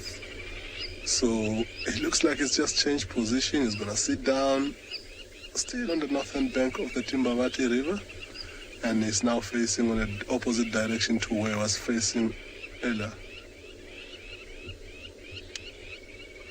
So our guy has gone down. He's possibly going to stay down for a while. So let's move to something that's just gotten up and looks like there might be a little bit of activity there. Hello again, everyone. So the cheetah seem to have recovered a bit from their exertion, and it looks like the two youngsters are now starting to take a bit more interest in the carcass. So the youngster on the left was actually the one to drag it out of that bush that it was in, and he's pretending to kill it. He's practicing his bite, that bite that I spoke about earlier. He's practicing his stranglehold on that duiker's throat, and it looks like the little one on the right and even mom now too are going to start feeding. So to orientate you, the cheetah on the left is where the head of the duiker is, and the cheetah on the right is where the rump is. And see how that's where that one little youngster is starting to feed. Look at how it's turned its head sideways, and it's using those carnassial shear, her specialized molars in the back of her mouth, to cut through the skin and to get to the meat around the rump. That being the biggest muscle on this little duiker. Look at that young male there, practicing his stranglehold again, grabbing a hold of the duiker's throat. Look at that. So again, I apologize, everyone, if you are sensitive, would be a good time to look away. But this, what he's doing right now, this is very important practice for one day when he leaves his mother and has to kill by himself, or kill for himself. Look, even the young female also just grabbing the carcass, different places. I wonder, would females that specifically while teaching them to strangle go for small animals so that they can get their jaws around the neck? That's a good point, Marcel. I don't think that was the case in this instance, though. This was purely opportunistic. Look at that young male pulling the carcass around. But it's an interesting point you raise, Marcel, because often we've noticed that when mother cheetah in this area give birth, it's often at a very similar time, and it coincides with the youngsters going independent, kind of 18 months or so from when they're born, at around the time when there are lots of Impala lambs around. Time of year when there's lots of easy prey for her youngsters to catch and kill. And a time of year when, also just prior to them going independent, lots of opportunity for her to catch things for them to practice their killing on. So initially what I thought was going to happen, because when she caught this duiker, everyone, she didn't initially kill it. She was holding on to it for quite a while, and it was bleating and it was struggling, and it was, I apologize for the graphic image, but she didn't kill it immediately. And she kind of looked around, looking for her youngsters, as if she was waiting for them to come and join her, as if she wanted them to, saying, come on guys, where are you? You need to come and practice your killing skills on this thing. But when she, like I said earlier, it looked like the youngsters went off on their own mission. I think there may have been two duikers, because they chased one thing in one direction, and obviously Mom chased this duiker. So they were nowhere to be seen when the killing needed to be done. And I think she just decided they were too far away, and she killed it herself. But there, look at that youngster. It looks like now the young male that's now positioned himself at the back of that duiker, and he's starting to chew, starting to gnaw away at the rump, opening up the carcass. And the little female's taking her turn and dragging it around. Toby, you're asking how long it will take them to finish this kill. Toby, between 3 cheetah, I think that this carcass will be gone pretty soon. Once they all start to feed, and if they fed pretty consistently, Toby, I think that if you came back here within maybe an hour, maybe an hour and a half, there wouldn't be much more for them to eat on this carcass. But see how now they're not really interested in feeding. The cubs are still taking this opportunity to play with their food, if you will. And while that does sound horrible, like I said, this is imperative that they do this to practice their hunting skills. And look at Mom and how alert she is. She hasn't, with the exception of when you first joined us, she hasn't gone to that carcass and really looked interested in it. She's more worried about just keeping vigilant and scanning around herself, making sure that there's nothing potentially dangerous in the area that might try to rob them of her kill. And we spoke about that quite a bit earlier with the hyenas that you saw stealing from that leopard carcass with James. And we even spoke about it now with that vulture in the tree. Because if there were a big enough group of vultures even that spotted this kill and came down, even they would be able to push these cheetah off of this kill. So Mom will want to make sure that there's nothing nearby that could try and steal their kill or even endanger her life or her cubs' lives. And then they'll want to finish this kill as quickly as possible from there on. Once they start to eat, they'll fill their bellies. And like I said, once they do that, I don't even know if all 3 of them will be able to fill their bellies off of this little duiker.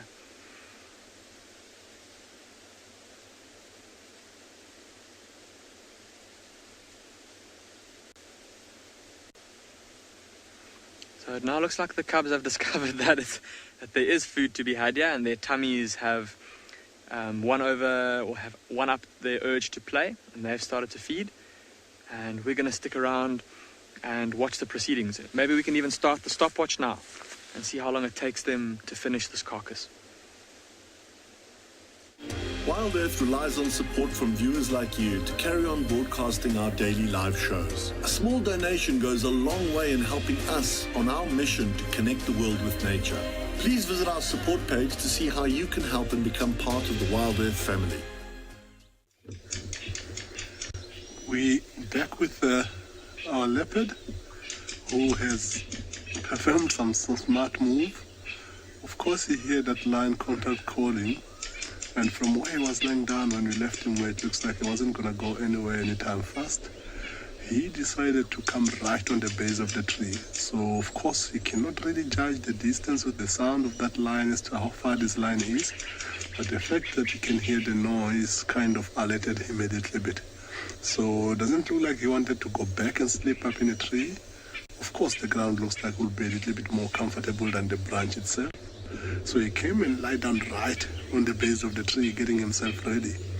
That should that lion come any closer and he sees the need to get away off the ground, to be away from everything else, he doesn't have to run any further. He's just going to jump up and back to his safe haven, which will be back up in the tree.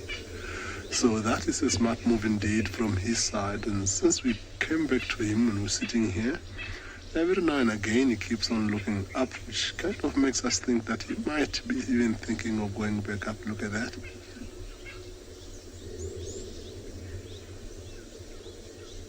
Looks like it's discouraging himself again. So we're gonna stick with him for a bit. We have not heard that lion calling in the last 3 minutes, but chances are that it's gonna keep calling. He was still in the riverbed. If he calls again, it sounds like it's getting closer while we're sitting here. This leopard is most likely to jump right up and go up a tree. So we're gonna wait with him for a bit and see what he does.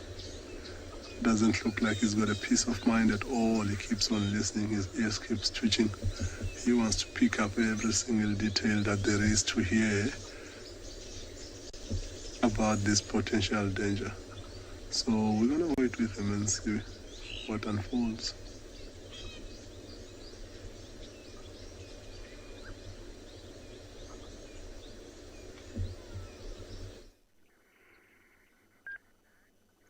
Talking of relaxed, my hyena, Miss Ribbon, is also very relaxed. She pops her head up now and again. She knows that this is a fresh carcass.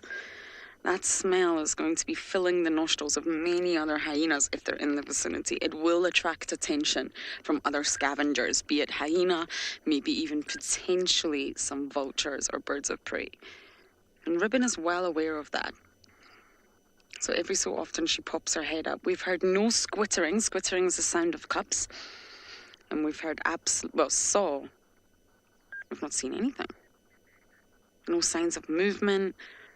No little heads popping up. I'm just not convinced the cubs are here, but I can't think where else they could be. We have been everywhere. So she's hiding them well. So it may not be the most riveting morning watching Ribbon sleep, but I think it's really, really important. You've got to put the groundwork here at Djuma. You've really got to track things and find things and follow the story. And we've managed to find the carcass. But as to where the cubs are, I do not know.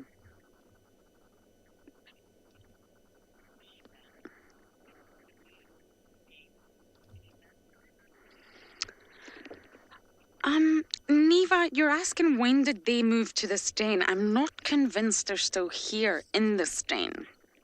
But this is Philemon's Dip Den 3. It's a bit of a mouthful. And the natal den was definitely Philemon's Dip Den 2. And then it sort of became the communal den. And only recently have we moved to this one. I would say maybe by about a week, 10 days. And it's really not far from the other one, not far at all. And hyenas do move dens regularly. And the main reason is the sort of parasite load. It's dirty, it's smelly in there, they urinate, the cubs potentially defecate, little bits of meat may get inside and it becomes quite, well, unpleasant, shall we say.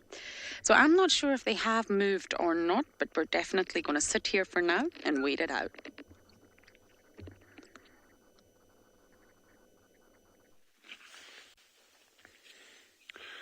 So we got 3 that are out now, but there were 2 others that had also popped out, and they've just gone back in. But it's warming up beautifully now. It's warming up very, very quickly. And then Veronica, meerkat habituator, was saying that there's another group of meerkats, the horses, in fact, that we'd been following a couple of weeks ago that had stayed in a burrow about 100 meters in that direction, which is east of us.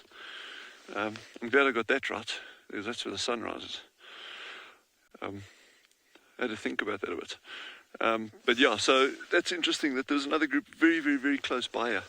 And obviously this group's going to be on high alert now. Now the fact that the alpha, which is the middle one of these 3, she's the alpha. One looking back over her shoulder. And they'll be on high alert for any kind of other groups approaching the area.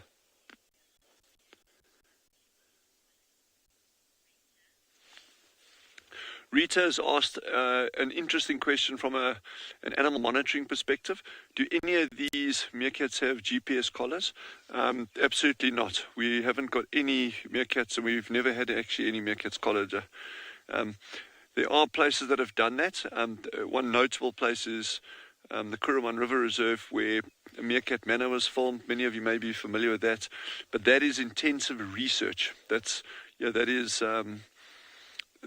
is unquestionably the best long-term study on meerkats that has ever been done anywhere. But like I say, that is a research thing. One should never be interfering with animals just for no reason whatsoever, and especially for tourism. I mean, there's, if you're going to be working or collaring animals, there needs to be a very, very, very good reason for doing that. So they are looking at something down there. I cannot see what it is. So my binoculars also missed it up this morning. And I think when probably in about 20 minutes, it all should be vaguely okay to use again.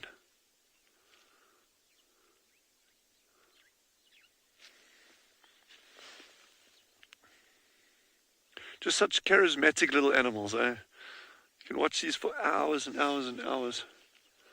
And we must try to find what is down there. Anyway, we'll keep our eyes open and see if anything pops up there.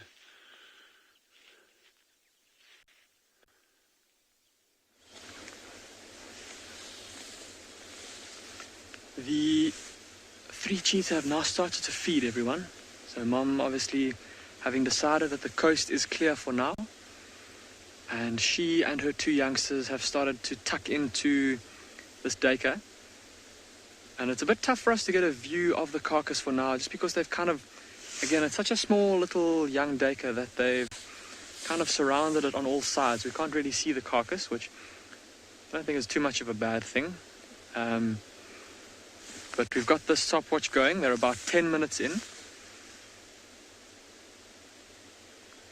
And they're feeding not super hurriedly, but they're not exactly taking their time either. They eat for a few minutes and then stop to look around, take a bit of a breather before putting their heads back down and feeding again. See already this young female cheetah in front of us, the one that's now got her head up. See how she's already starting to pant a little bit? Her brother, who's now got his head up, not so much. Oh no, he's also opened his mouth. And already that little tummy is starting to look a little bit fuller than it was earlier. He seems to be torn. What's going on, little guy?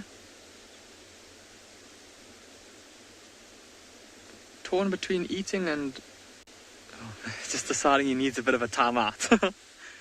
Only so much eating you can do in one go.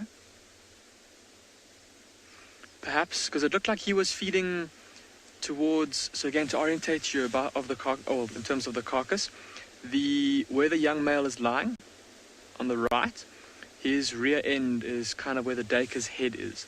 So Mom and the female cub are feeding on that nutritious and super meaty rump that I spoke about earlier. They've got the kind of the big portion of the carcass, and he was feeding up towards the neck. So he may have been eating kind of the neck area, maybe even the shoulder,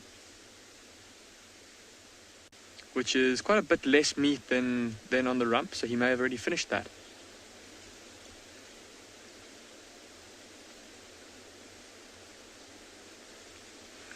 TaylorMade, you're asking how long it will take for a cheetah to digest its food. tailor-made, they've got a very, very fast metabolism. And so if a cheetah is able to fill its belly, so eat to the point of looking like it's fit to burst, that meal will probably last it for comfortably 3 days, and maybe even a little longer afterwards. I've read reports of cheetah that went for up to 11 days without food, but that's a very long time, and those cheetah would have no doubt been very, very skinny, very emaciated at the end of that. So about 3 days, maybe 3 days or so to digest a full belly, tailor-made.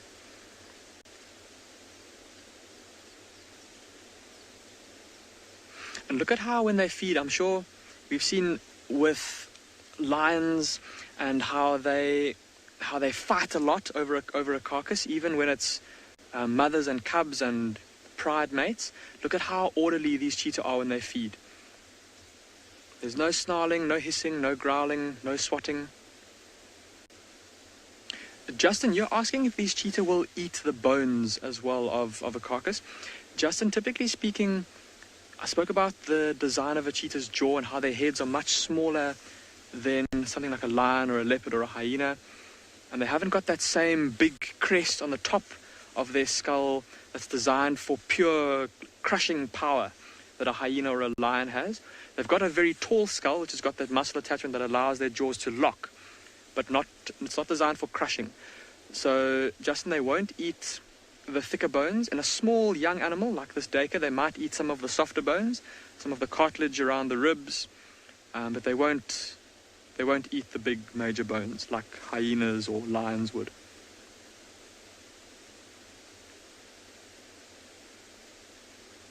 I'm going to keep quiet for a second, everybody. Just while they're busy feeding, we can actually hear them cutting through the skin. So let's just listen for a second.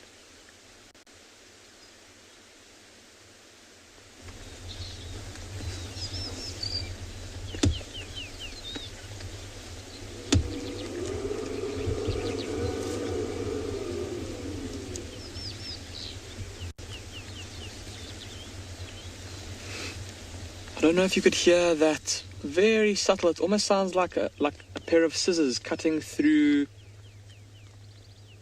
thick paper. And that's what I was talking about earlier. It's that carnassial shear, those specialized teeth in the back of their jaws that they use to cut through the meat and cut through the skin, working exactly like a pair of scissors to shear muscle off muscle and muscle off bone. Oh my goodness, and oh, see how twitchy she is? Just a little rustle in the grass, and immediately Mom turned around quickly to see if there was anything approaching them. But looking at this now, I don't know if you guys can see on the left-hand side there, it looks like they've already cleaned up the rear end of the duiker. Jennifer, you're asking if cheetahs' tongues are able to remove fur from kills like lions' tongues do and leopards' tongues do. Jennifer, they typically don't do that like lions or leopards would, or mainly leopards, I suppose. They do have rough tongues, but it's not typical for them to lick the fur off of the carcass or off of the area where they're going to start feeding before they do so. But they do have very rough tongues. I suppose if they did lick an area of the carcass consistently for long enough, it would start to remove the fur. They've got almost like little hooks on their tongues. And if you ever get the chance to look closely at a cheetah's tongue, you'll see it literally looks like a whole bunch of little hooks, kind of opaque hooks across the top of the tongue. So very rough. Here we go. You might there be able to see a bit of the carcass there. See where that young female is now feeding. I'm going to use my binoculars just to have a closer look and see how they're doing there. So I can see it looks like they've finished the left hind leg of the duiker already, between the mother and her daughter. And from there, they'll probably work their way along the back onto the soft meat in the abdominal region. And they might leave the internal organs alone. The stomach, that will probably be left.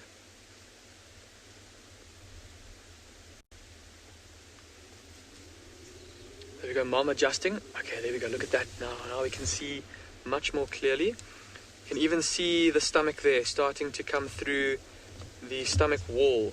Again, I apologize everyone, I know this is quite graphic, so if you are sensitive, please do look away for now. My goodness, look at how those cubs, they've already worked through the shoulder of that duiker.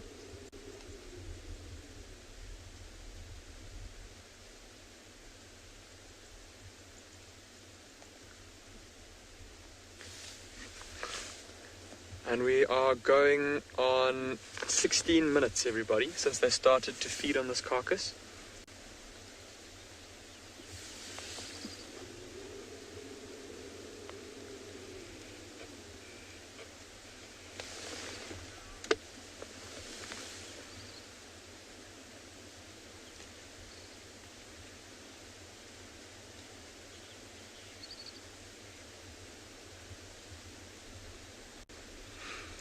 So, Rebecca's raised an interesting point. Let's watch the cheetah when they next get a mouthful off of that carcass. Rebecca's just remarked that it doesn't look like they chew their food very much once they've actually cut it off of the body. So let's watch. Watch mom on the left there, she's busy feeding. She's got, oh, there's been a sound, something has disturbed them. Just lifted their heads now to scan. Look at how their ears are all pricked and they're all looking in different directions.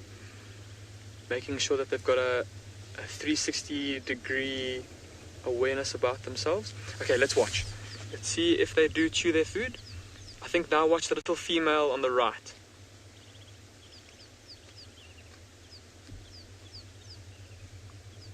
Oh, but she hasn't really got the meatiest part of the carcass there. They've absolutely cleaned just about to the bone, the shoulder, and that little female's even now chewing on that bone, trying to get the last little bits of meat off of it. But Rebecca typically, no, they won't sit and chew like we will, because they cut off. They kind of, instead of how we'll put some food in our mouth and then we'll chew it into swallowable or manageable sizes of kind of like little balls of food and then swallow those down. They'll kind of do that in this process that we're seeing now when they're actually cutting the meat off of the carcass. Might be a little bit of chewing on the way down, but it's not going to be the same as us, or as we often see with herbivores when they chew up leaves or grass.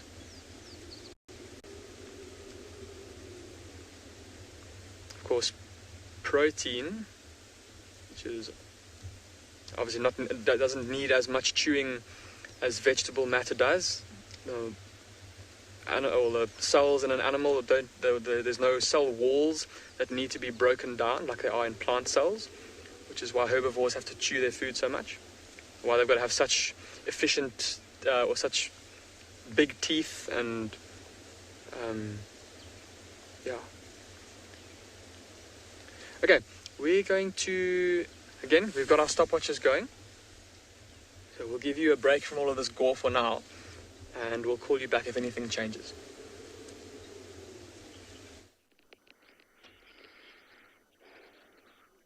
Someone who definitely doesn't need to chew her food very much is Ribbon.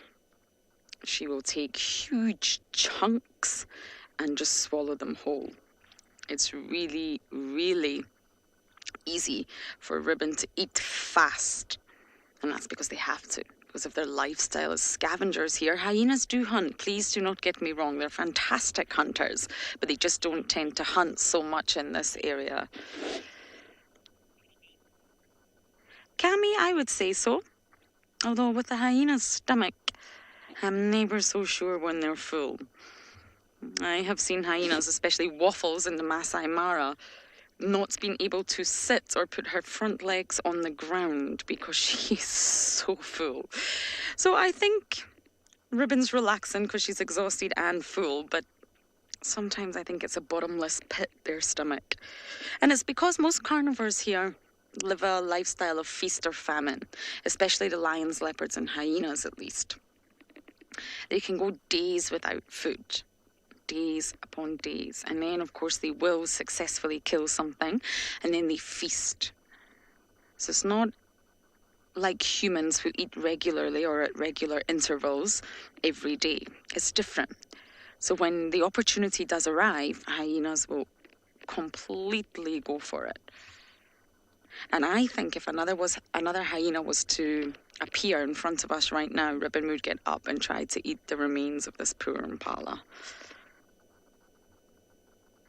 This competition, even between clan members. And for the cubs, they have an extended lactation period, and their jaws don't really spring properly into action until 2 years old. So the cubs have got a long way to go before they will start crushing through bones.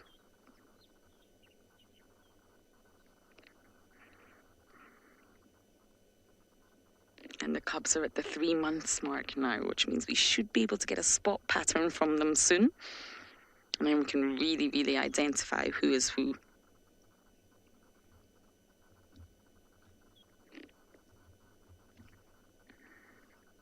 When you watch hyenas hunt in the Masai Mara, where they tend to hunt a lot more than they do here, and it's due to the landscape, the environment, it's very, very different.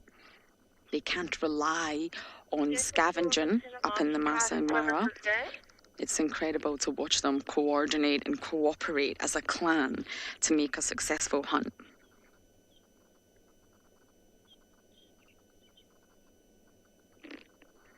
They can also swallow hair, lots of hair from mammals, and hooves. They normally regurgitate it later, which is not so pleasant, but they can swallow it. And then once the digestion process has started, they'll regurgitate hairballs and hooves.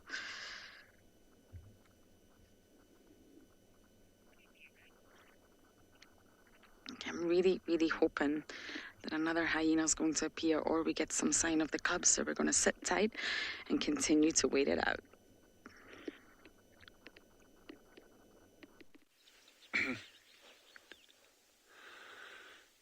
So I believe our colleagues were chatting about hyenas and what their stomachs can digest. Somewhat different to what these little meerkats can do. But I'm hoping as this group becomes more and more relaxed with our presence, we're actually going to be able to start following them when they go foraging a little bit going forward over the coming weeks. And that's when it becomes super exciting, because then you actually get them like regularly making kills. And I'm talking about sometimes they'll dig down to get something like a scorpion or a big worm. They'll dig down deeper than their body length. They'll disappear completely underground and haul these things out. And also, if we're able to follow them while they're foraging, again, there'll be no impact on the animals whatsoever. But that's when you start getting these chance encounters, possibly with predators and with other meerkat groups. And there's just some hornbills flying far. We're not even going to go to them, they're miles away. But immediately those hornbills took off and started flying, these meerkats started looking there. They were onto them. I've sat with meerkats before where I literally could not see what they were looking at, but they were staring at something alarming, and about 2-3 minutes later, a marsh eagle came into view. So their eyesight is incredibly sharp. That's their key sense. Okay, we got 5 out here. That's their key sense. Okay. So we still got one that needs to pop out now. The one on the furthest right, not the one that John is framed on. It's just one way out to the right-hand side of the screen over here. You won't see it. But that's a very nervous one. And he's actually just super relaxed this morning, which is really encouraging to see. So often you get these nomadic animals that'll join up with a group, and they often not habituated. Justin has just asked, what other animals eat meerkats? The answer is a lot. When you're this size, in this kind of environment, you are pretty much fair game for anything with teeth and claws, or a hooked beak. And some of the key predators on meerkats are your aerial predators, so things like martial eagles, pale chanting goshawks. If you were with us when we saw the lions on that eland kill a couple of days ago, or 2 days ago, we actually had a very, very brief look at a pale chanting goshawk. Those are active predators on meerkats. And then in terms of ground-based predators, snakes are always a big threat to the little pups, things like Cape cobras, puff adders, and these big monitor lizards. They look like miniature Komodo dragons. They'll go down burrows after pups. And then your cats. Caracal, African wildcat, leopard, they'll take them. Jackals, okay, they're not cats, but in terms of ground-based predators, jackals are certainly not averse to schnaffling a meerkat if they get half a chance. So these little guys really got their work cut out for them. And this is not like a rosy-tinged world that they live in, and they got cute pups and everyone lives happily ever after. You know, there's a lot of pressure on these groups. You know, from predation, there's a lot of pressure in terms of actually just getting enough to eat every day. You know, to go out here and you've got to be searching for your food. And like I say, we are in the heart of winter now. There's a bit of kind of wispy grass around, but the environment is just becoming more and more harsh by the day. And the crunch time, I'm actually glad they've had their pups now. Normally they having pups in the summer months when food is at its optimum in terms of abundance. But these ones, we had a fairly good rainy season, so there's still enough food around for these youngsters. But the key time out here in the Kalahari is October, late September, October, sometimes even going into November, when the temperatures are skyrocketing and there's no rain yet. And that's when the pressure's on for anything foraging out here, whether you're a herbivore or a insectivore, anything. If you've got teeth and claws and you're trying to find food, it becomes a challenge. I'm still waiting for number 6 to come out, but we'll just give it a bit of time. There's absolutely no rush. I'm thoroughly enjoying myself, and I hope you all are too.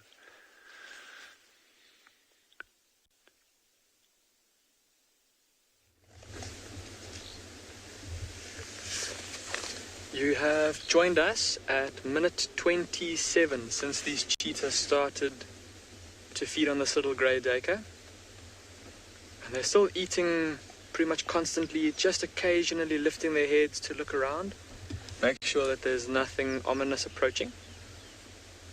See that young female there now looking up and looking around, and her breathing has gotten heavier and heavier with each mouthful of food that she takes.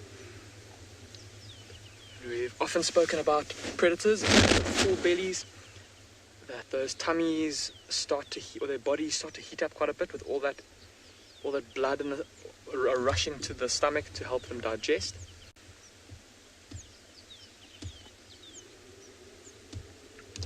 And look at that. Still got a bit of blood around her mouth.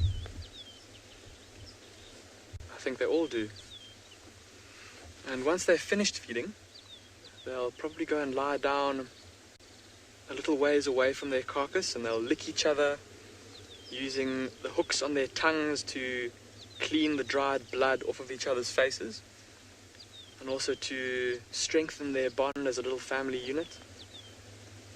Now, I believe that Dylan was speaking about the habituation process with meerkats, and how important that is if we are to spend time with, or if we are to spend time with meerkats.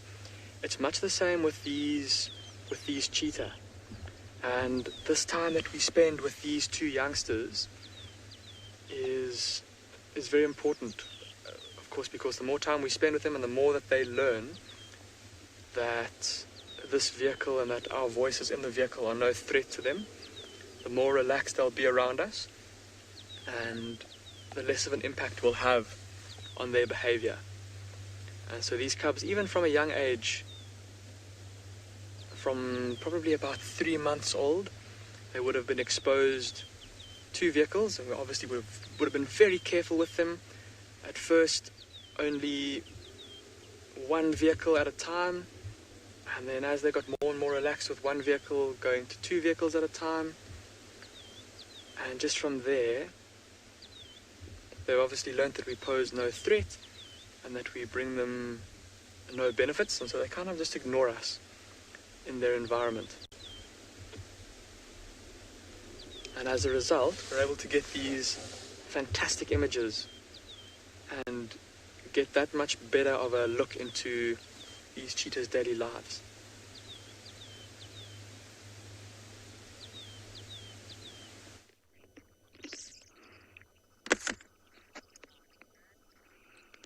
We have just popped down to Treehouse Dam, which is about 100 metres away from Ribbon, just because we could hear some elephants.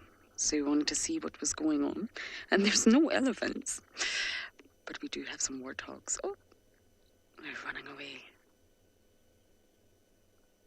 We never tend to get visuals of warthogs for too long.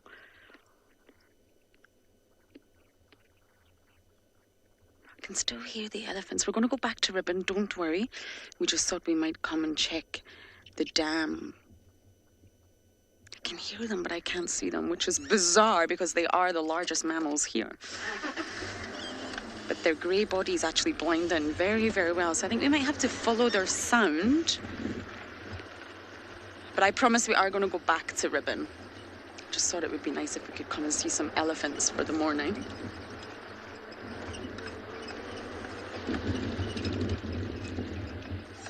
Especially on a cold day, sound travels further, so that I can actually make any sort of sound you hear, from a leopard sawing, a lion roaring, or contact calling, hyena swooping.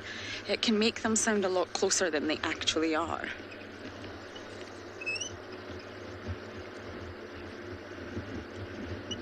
Okay, we're going to do a big loop here. Hopefully we can find some elephants for you, and then we will loop back to Ribbon.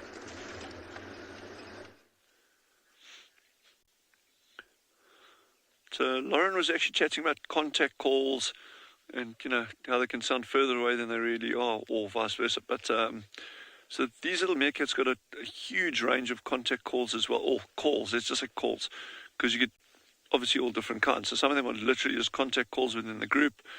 But then for me, the interesting ones are the calls linked to the threat of predation, and they give a whole range of different ones for that. We were watching the horses a little while back, and a jackal came trotting past in the distance, and immediately we call it a bark, but I mean it doesn't sound anything like a dog's bark. But the entire group sits watching, and they start giving this like little barking, yapping sound. And yes, it's pretty cool. But the thing is with the behavior of the meerkats, when they giving an alarm call, there's different levels of alarm calls related to different levels of threat. So let's say, for instance, one of these meerkats saw a martial eagle or a goshawk coming in low level, even at 200 yards distance, but headed straight towards the colony. It's going to give this short, sharp bark, and regardless of what the others are doing, even if they've got the biggest, fattest, juiciest scorpion in the world, they will drop that immediately and go underground. So that, and then, you know, that'll be very, very different to one that sees a raptor sitting on a tree in the far distance, not doing anything. They'll be like, all right, we've got you, we can see you. And that contact call or that alarm call is given to the rest of the group. So guys, just be aware there is something down there, but there's no immediate threat. So they've got all these different kinds of calls. We touched on it very, very briefly yesterday. We've got a beautiful little bird here called a fork-tailed drongo. And those birds have actually twigged on. They'll follow groups of meerkats because they're predatory birds, so they'll go for insects, scorpions, anything pretty much. They've twigged on to following meerkat groups around. We've never seen it with this group of meerkats.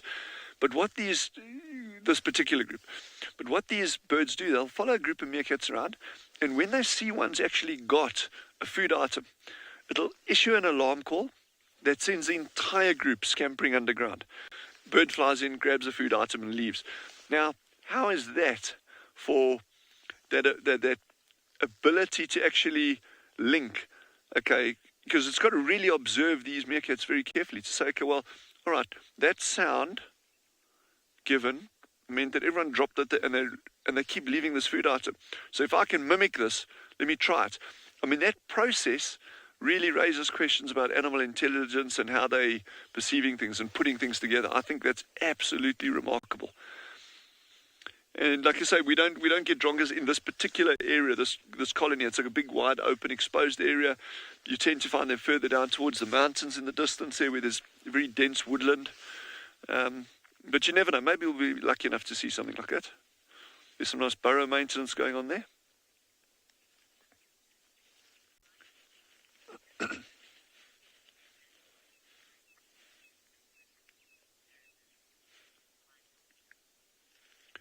Good question, Michael. Michael has asked, if you get an unhabituated member of the group, or one joining, will it make them more nervous? Yes and no. And I know that sounds kind of like ambiguous, but it's what happens is that, take this group for example. We know this alpha female, which is the one on the far right-hand side of the frame now.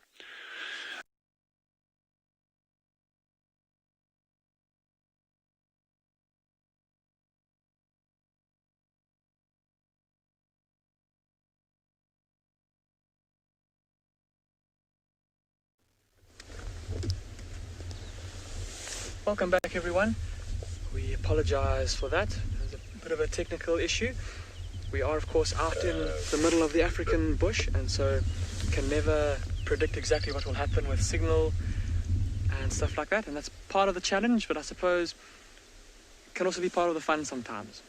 So you've joined us just at, where are we now? Minute 36 that these cheetah have been feeding, and I must say, this daycare is starting to look less and less like a daycare and more like a skeleton. Look at how the two cubs have now both moved away from the carcass, and they're both lying on this little patch of earth. Their tummies not super full, but it looks like they've had enough for now.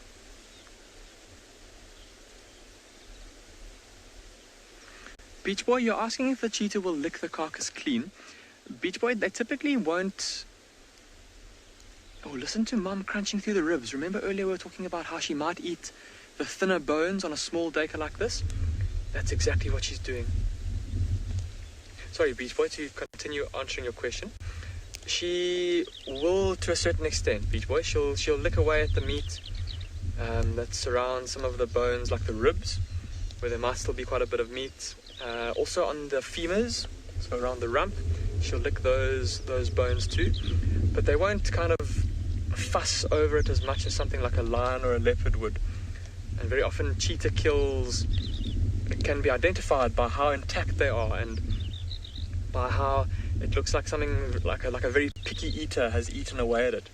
Whereas with something like a hyena or a lion, often the bones are strewn all over the place and there's bits of hide lying here and there. With a cheetah, it's often pretty much still intact.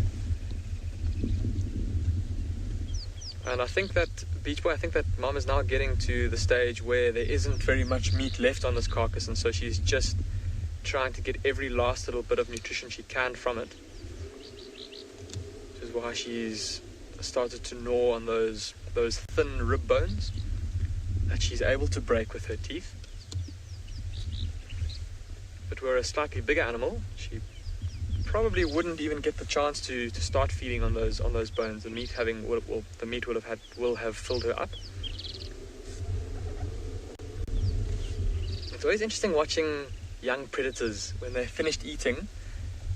If they're lying close by to a carcass, it's amazing how they almost sometimes look like they cave into to peer pressure, so to speak. So if they see one of their siblings feeding, it's almost like they get jealous and say, oh, I also want to go back and eat. Or, oh, maybe there's some more food that I didn't see previously. And that's almost what that little male looked like he was doing there. It looked like he thought, oh, maybe Mom has found a bit of the carcass that I didn't notice earlier. Let me go and have a look. But I think the fullness of his tummy has made him decide to lie down again.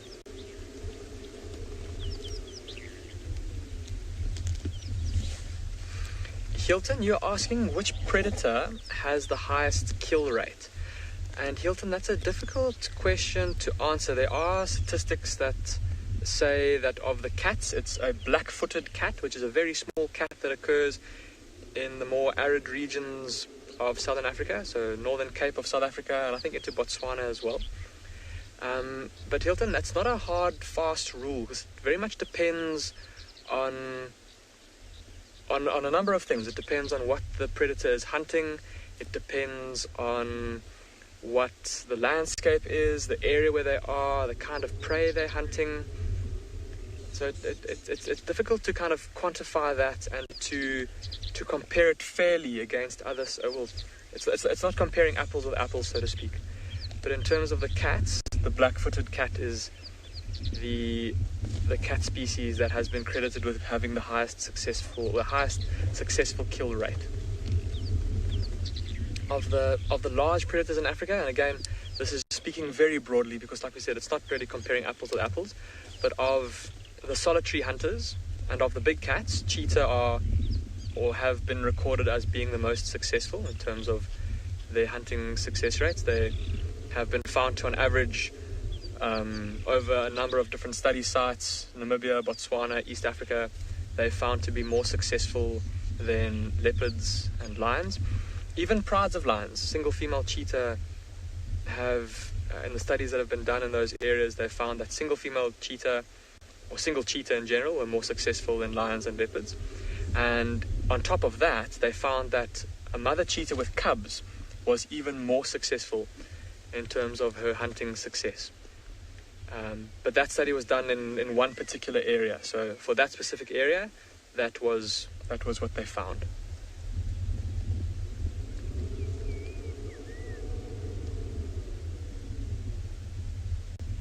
Look at Mom now. Every now and then you might see that she starts to lick the inside of the... Oh, look. See what I said earlier about the peer pressure? The one sibling got up, and the other one impulsively did the same. So a little bit of competition between the two youngsters, but then once they start to feed, they pretty much leave each other alone and stick to their own part of the carcass. Now, I said that Mom looked like she was licking.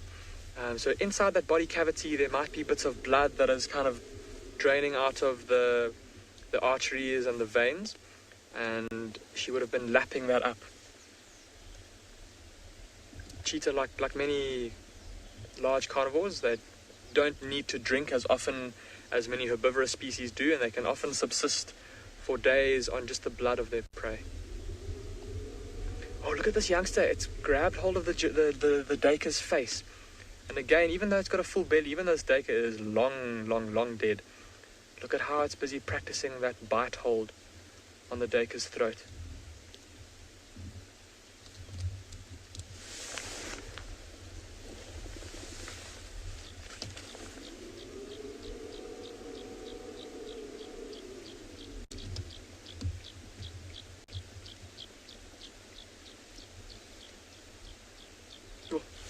Looking through my binoculars, it looks like those bones, like they've already cleaned up those larger leg bones that I was talking about earlier. Looks like the femurs have been cleaned of meat.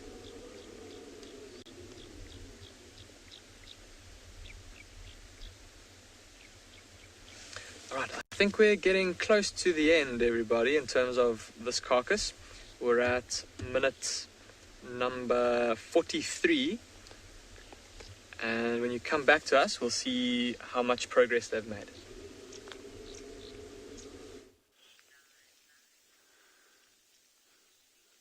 Sure sounds like some crazy action on the other side there. But in the meantime, these little ones have just been doing a lot more burrow maintenance, been digging like crazy, and that may be an indication that the alpha female could even move the pups. So when we say move the pups, this burrow system has got probably 20 different entrances. So it's not that they're going to move them away from these burrows, but they'll just take them out of the one burrow into another burrow, but within the same system. And that's almost certainly for parasite loads. But coming back to one of the questions earlier, in terms of if a meerkat in a group like this is not habituated, how will that affect the rest of the group? Well, it will definitely affect the rest of the group. And that's why this little alpha female that's sitting closest to me here, she is fantastic in terms of our presence. She's very, very, very relaxed, and she'll come right up to us. We could walk closer to her, but we're not going to do that. We'd rather give them space. But the reason we give them space is that you don't want to affect their behavior in any way. But secondly, we know for a fact that one of them in this group is not relaxed. He's getting better by the day, but there'll be that like cusp where he's just getting better. And if you try to get closer, you think, it should be okay now, and you go closer, it'll reset it back to square one. And we don't want to do that. That our objective here is to observe these animals going about their normal daily business without worrying about us or reacting to us in any way. And I think we're achieving that very, very well at the moment. But it's always frustrating, especially with the smaller the group of meerkats. So if you've got 2 or 3 meerkats that you've been following around, and a very nervous one joins up with them, sure, that can really set the work back a long way. So that's a little alpha female going right out in front there. And remember, we've said that she'll often be the first one out, just not necessarily because she knows where to go, well, that too, but also she needs to get enough sustenance to be able to produce milk for these little pups.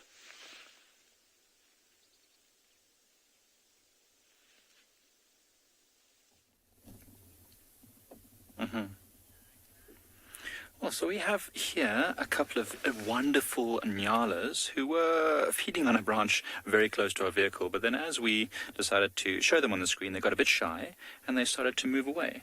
So there's a mother and a young male, which is just moving off the screen to the right. We came to this high area in order to look for this female leopard that's often frequenting this area, and we found these 2 Nyala looking quite nervous, staring in one direction, but then they seemed to calm down and start moving off. As we know, it's been very windy, so they've been quite nervous the last few days, but now they're starting to relax again. So I know you can't really see them very well. I'm going to move back slightly. I know I'm not supposed to, but let's just see if we can get another view of them. If we get... there they come out into the little bit of the open there. Yeah, so you can see that young male there with his tiny little horns and the beautiful colours on their coat. Nice orange coat with the white stripes and dots on them, fluffy tail, and then a dark stripe on its back, which the males will often raise up when they try to make themselves look larger to impress the females. He's a bit young to be impressing any females, and there's only his mother around, so not much to impress. So he's feeding. So these are Nyala, so they are mostly browsing, but they are mixed feeders. So this Nyala will also eat grass when it's good, but right now the leaves are much tastier than the dry grass that you see all around us. Look at her ears, constantly swiveling back and forth. Of course, they're going to go behind some branches, where that goes to show us their amazing camouflage. So with that camouflage, they stay hidden, and with those big ears, they're able to listen out for anything that might be approaching them in the thick, dense environments that they usually live in. So you can see they're not really choosing one particular direction. They're just wandering about, feeding on whatever they can find. Feeding is still good, especially on these rocky areas. There seems to be water trapped under the surface by these rocks, which keeps the trees at least fairly green. Oh, that's beautiful. So this young male Nyala will actually change color dramatically as he gets older. Once he reaches his full adult stage, you'll see his fur will turn almost as dark as that mane on its back, which is amazing. You know, they say that Nyala have the greatest difference between males and females as adults of all the antelopes. So the male Nyala will be about twice the size of the female. So this one is still fairly young, under a year old. And he'll still keep those orange socks that you can just about see there. Now they're going behind some branches again. I might just try and see if I can move back just a little bit more to see if we can get one last look at them before they go a little bit too far for us. I don't know, Gert, if we're going to be able to see them from there. Just through the branches. I mean, the camouflage is incredible, but they are moving quite far away from where we are now. They're going to keep feeding around, and we're probably going to stay up on this high area just to listen out for any last sounds.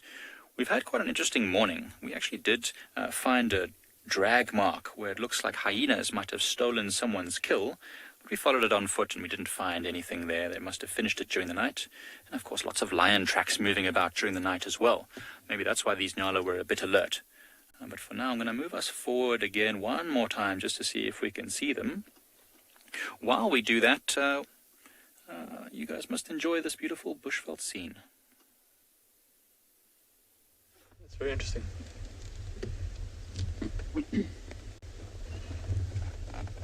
So one of our young cheetahs looks like it started to groom itself. Have a look in the front there. That little youngster. And we've spoken quite extensively about the tongue of the cheetah and the little hooks that it will use to clean itself. That's what he's busy doing.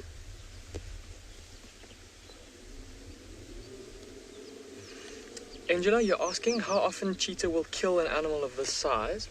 Angela, it will depend on if it's a male cheetah, a female cheetah, a coalition of male cheetahs. So typically a coalition of males, so a group of male cheetah, Angela, they will often hunt larger animals, whereas a female cheetah, who will always be alone unless she's with her cubs, they will normally kill smaller animals. And Angela, this size duiker is within kind of the average size range for a female cheetah. So she'll be looking for things as small as even like a scrub hare, but up to as big as maybe an Impala ram or a female Niala.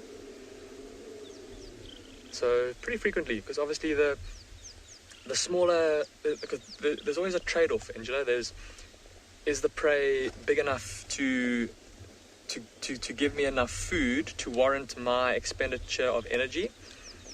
But at the same time, is the prey going to be worth my while and worth the risk of me attacking it? Because the bigger the prey, the more potentially dangerous it'll be for this cheetah to tackle. If she tries to tackle a fully grown Impala ram, which might be heavier than she is, if she gets kicked or if she gets a horn into her body from that ram, it could be fatal for her. And in this case here, where she's got little cubs, if it's fatal for her, it could be fatal for her youngsters too.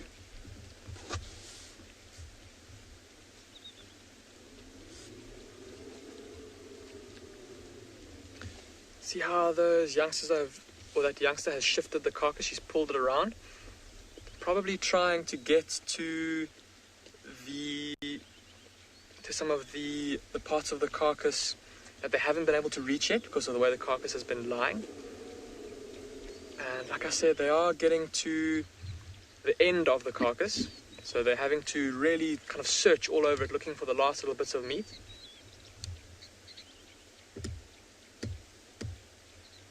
It's like if any of you have ever eaten chicken wings or chicken drumstick or ribs, and when especially if it's a very tasty chicken wing or chicken drumstick or a very tasty rib that you're eating, you'll kind of have to get the main parts of the meat off, and then you've got to do a bit more work to get the little scraps off at the end.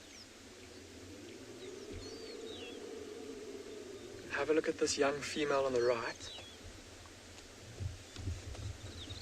She's stepped away from the carcass again, giving her brother a chance to feed. Look at that tummy of hers. It's not super swollen, but it's got a bit of a bloat to it. So she's got a bit of food in that tummy. There's definitely room for more though. I just love how elegantly she moves with that tail. So long and graceful.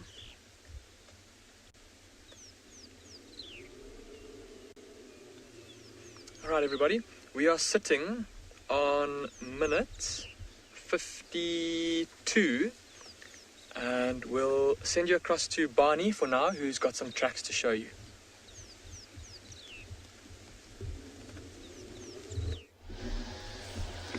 So we've been trying to keep up with that young male that we had earlier, and now we come down to the crossing and we see that the rest of the pride tracks have crossed down here. They're heading straight across the riverbed to the south.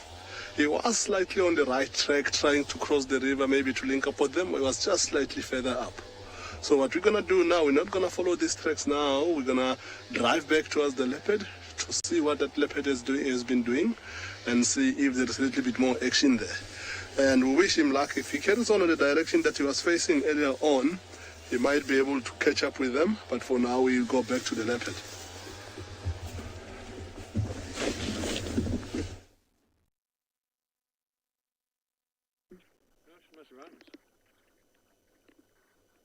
Ah, she's standing up. Look at that belly, everyone. Look at that belly. We made it back to Ribbon. We couldn't see the elephants.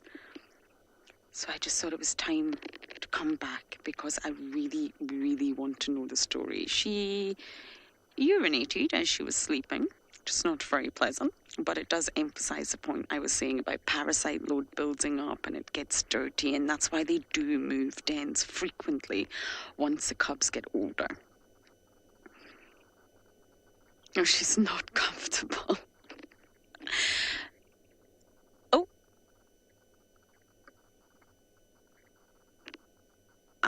If I did not know that Ribbon had just eaten an impala, I would suggest she swallowed a giraffe in there.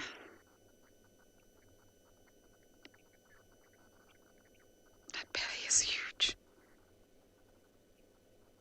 She's very uncomfortable, but this is typical. This is really, really typical. And luckily, it's not a very hot day today.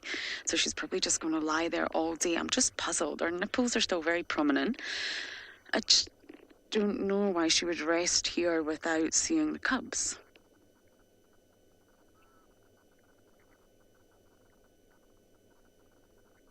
They're 3 months now. They're getting bigger. They're getting demanding. They've got lots of energy. They need to expend that energy. They need to run around. And slowly but surely, they're going to start to come out of the den that they are in and start to go against mum's wishes and explore. And that's the dangerous part. Because when they're younger, they will only leave the den, the safety of the den, and respond to mum calling.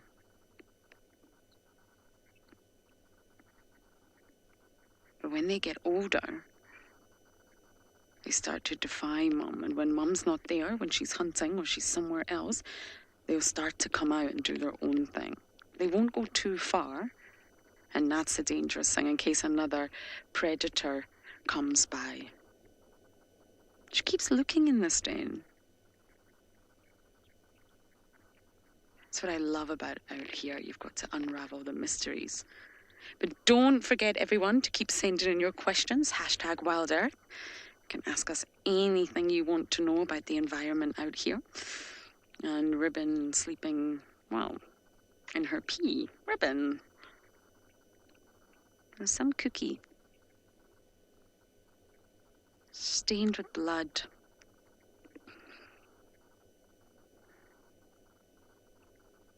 She won't go too far from this carcass, though, I don't think. She'll try and claim it as her own for most of the day, which is a good thing. It means she'll still be here in the afternoon, I hope.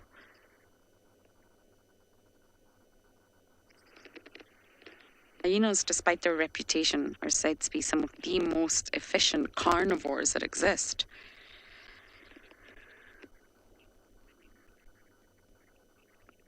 Claudia, because hyenas have such a extended lactation period, which can go up to 2 years. Normally it's around 1.5 years, but it can extend to 2 years, and that's a long time to be lactating and have cubs depend on you. So round about the 2-year mark, males can start to disperse as cubs. If they're males, they can start to leave the clan between 2 to 2.5 years. The females obviously stick around. They stay within the same clan and they don't really start to become sexually mature till about 3.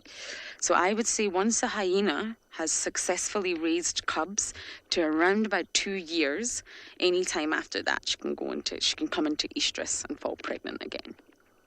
But it really does depend. If she loses cubs early on, then of course that means she'll come into estrus much sooner. They've got to stay strong in order to lactate for up to 2 years. And that's because the milk is so rich. It's incredibly rich. And although cubs will start to dabble with meat before 1.5 years, the milk keeps them nice and strong and healthy.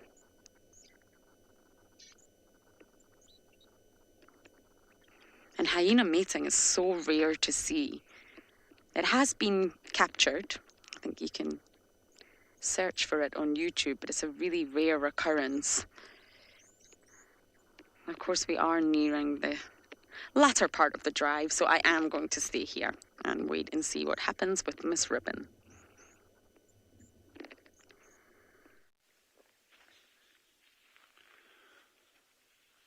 So these little meerkats are very, very, very close to leaving the burrows now. I reckon in the next 10-15 minutes they're going to be out of here. And what is interesting, if they go east, that means that they could actually encounter one of those other meerkat groups that was in the area last night. And that'll almost certainly be an aggressive encounter just because of the fact that she's got these pups over here.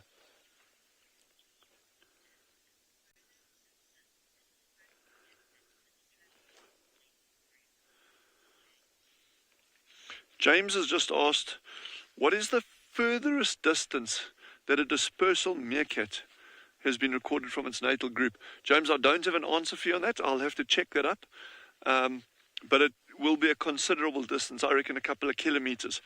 But I'd have to check that out and just see. And there's a lot of factors that would influence that. I think the primary one being again, it comes back to the quality of the habitat.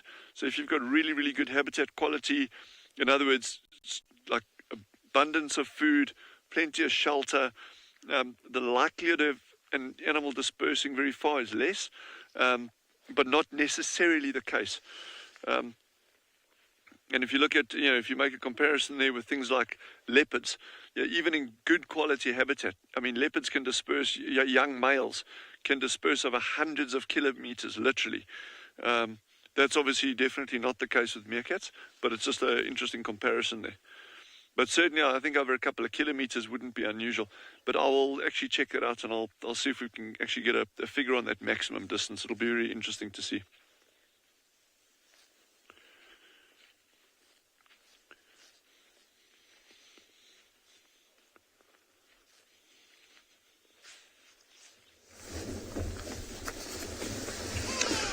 We are back with our leopard from earlier. He seemed to have decided to go up a tree again. Looking around with a lot of grey go-away birds making noise and giving his position away. He doesn't seem to be liking that much. However, even if that is the case, he's just sitting 1.5 meters above the carcass that he had earlier on. He's just looking around. Doesn't look like he's gonna come down off this tree anytime soon.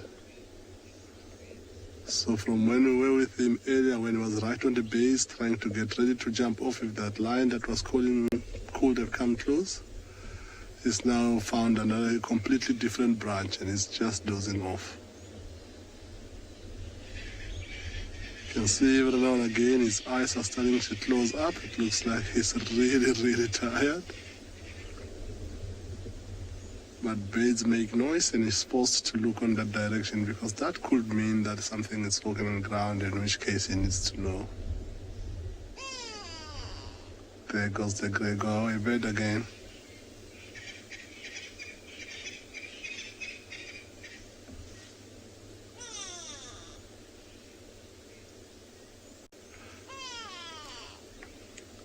David and Sophia, leopards are solitary animals because the way they hunt, they don't live in families. They only stick together when they're young. And these shy creatures that need to try and hide away their presence, walk through thick bush where not so many things will be able to stalk them. And when they hunt, unlike lions that need each other to be able to surround their prey, they use a method called stalk and pounce. And they can hide better when they are alone compared to if they were together in a group. So both male and female, unless it's a male and female mating or mother with cubs, they always stay alone because they try to be as discreet as possible. Hence why the habitat they like, thick riverine areas, like we've seen where we have been driving around this morning, trying to keep up with him, all the way up to when he's sitting here. The bush is nice, green and lush, and this is the typical type of habitat that leopards will like.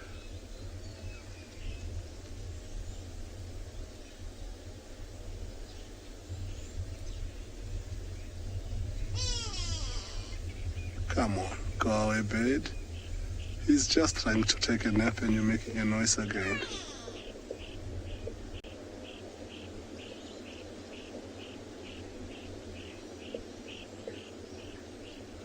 It's so peaceful out here. If the go-away birds and the spare fowls or franklins are not making any noise, you can hardly hear any other noise. Hello.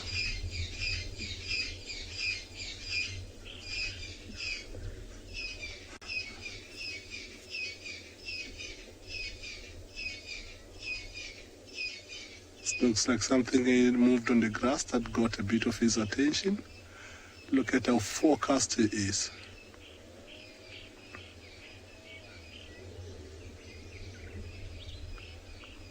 See something on the grass. Either it's this breeze that has just blown and picked up something that might not be necessarily imported. It looks like he's gonna settle down again, so we'll send you over to go see someone else who is busy napping in this late hour of the morning.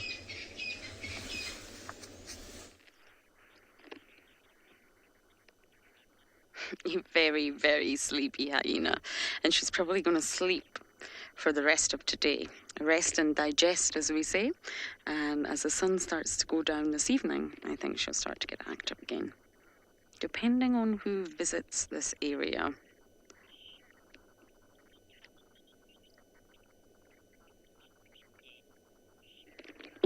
Excuse me, I just sneezed. Cheryl, very good question. You're asking, could the cubs possibly have overeaten and maybe sleeping in the den? Very good question. Eating the carcass? No. 3 months old? No. Suckled from ribbon? Possibly, but I don't see how we would have missed this. We were actually at this den and we did a big loop once James radioed us and told us where to look for the hyena that stole the Impala.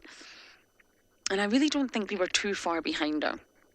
I could be wrong, but we followed the drag marks and it led us here. If the cubs were here, I think they would be out by now, Cheryl. They would be leaping and bounding around this den. I don't think they're here. But I've spent the past 3 days now looking at dens, and I just can't think where else they would be.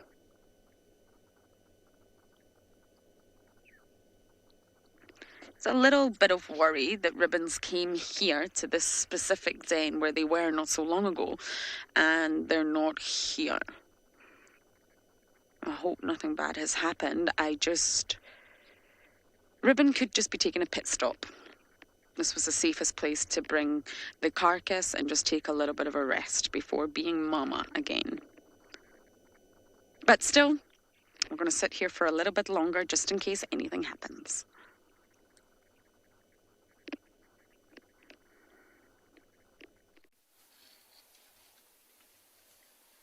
Wow, so we have been searching high and low this morning for these elephants who have been evading us. Usually they're always close to the camp, and right now they've found themselves right here in these thick sicklebush areas. So what we're going to do is we're going to stick with them and see what they do. I'm going to drive forward just a tiny bit so we can try and get a better view of them. But it's the whole herd. They're very spread out at the moment. There's some all the way on the other side of this drainage line, and there's some right here in front of us. Let me move forward just slightly.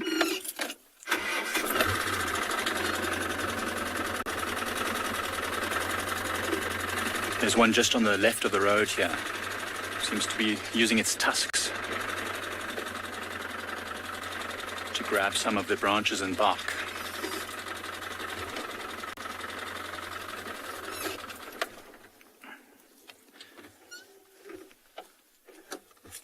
And there's a little baby following its mother right behind us to the right. See how it curls its trunk? Oh, this elephant's got a bit of a damaged trunk. You see that?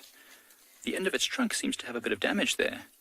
This can happen for all sorts of reasons, but it looks like it seems to have figured out how to use it without stopping it from feeding. It's obviously doing very well. Oh, that's so interesting. This can happen, I've actually seen elephants getting caught at waterholes by a crocodile, just nipping the end of the trunk there. And, crocodiles have some of the strongest bite forces of all the animals, so that could have been what happened there. See, it's just using the end of its trunk just to flick away at the grass to try and get some of those seeds off so it can get some of the nutritious grass stems. I love watching how they feed, how good they are at manipulating the grasses and using that trunk just to get to what they need. And they don't see very well, these elephants. So often what they're doing is they're smelling the grasses and they're smelling what's good. This elephant looks like a young male. Probably, 7, 8 years old, maybe a little bit older, maybe a bit younger. It's difficult to tell at times. Oh, he's showing us his bum now. Just to the right of the road here, there's a whole family of some youngsters. Looks like there's a mother as well. So this young elephant that you can see, it's actually got very, very tiny tusks. They've just started erupting out of its body. I want to move forward again slightly, a little bit more. So now, when the tusks first start erupting out, let's say that's about 3 years old. So this one might be a little bit over 3.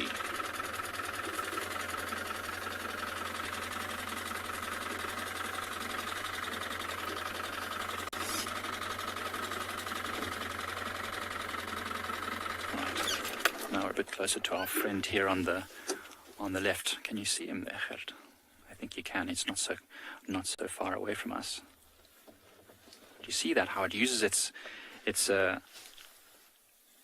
trunk to reach right in the base there? You see that? Those grasses there have been sheltered and protected from the sun, so they might still be a little bit greener and more nutritious than the other grasses that you find around here.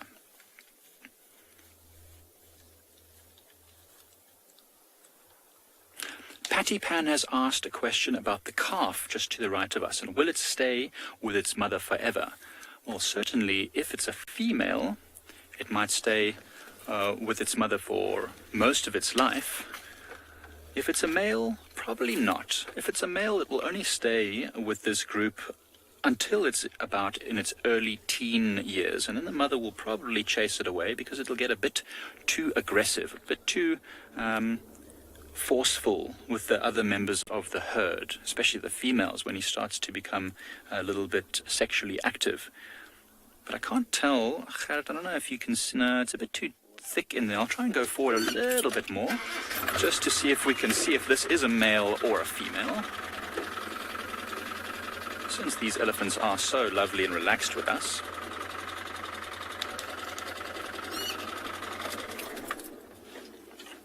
But yes, if it's a female, it will stay forever. Oh, Striped Horses asked how far an elephant will walk in a day. Well, that's a good question. It depends entirely on what they need to get, water and food-wise.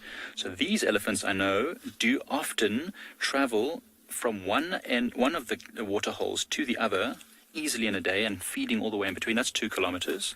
And I've seen on other reserves, elephants are sometimes walking about 10 or 15 kilometers in the day, just because, about 6 kilometers an hour is what they walk at, maybe a little bit faster than that. So it would not take them very long at all. If they were on a mission to get to water that was very far, they could probably walk 30, 40 kilometers in a day. But luckily here, we've got plenty of water around. They don't need to be moving so far. Look at this one right next to us here. I don't know, it's going to be a bit of a trick for you to swing around there, but it's doing something very interesting. It was using its foot to move the branches. Look at that. See that? It's using its feet to move the branches so that it can get to the grasses that are a little bit more difficult to get to. You often find that elephants will push over a tree, and then the tree branches will actually shelter the grass from being damaged by other animals.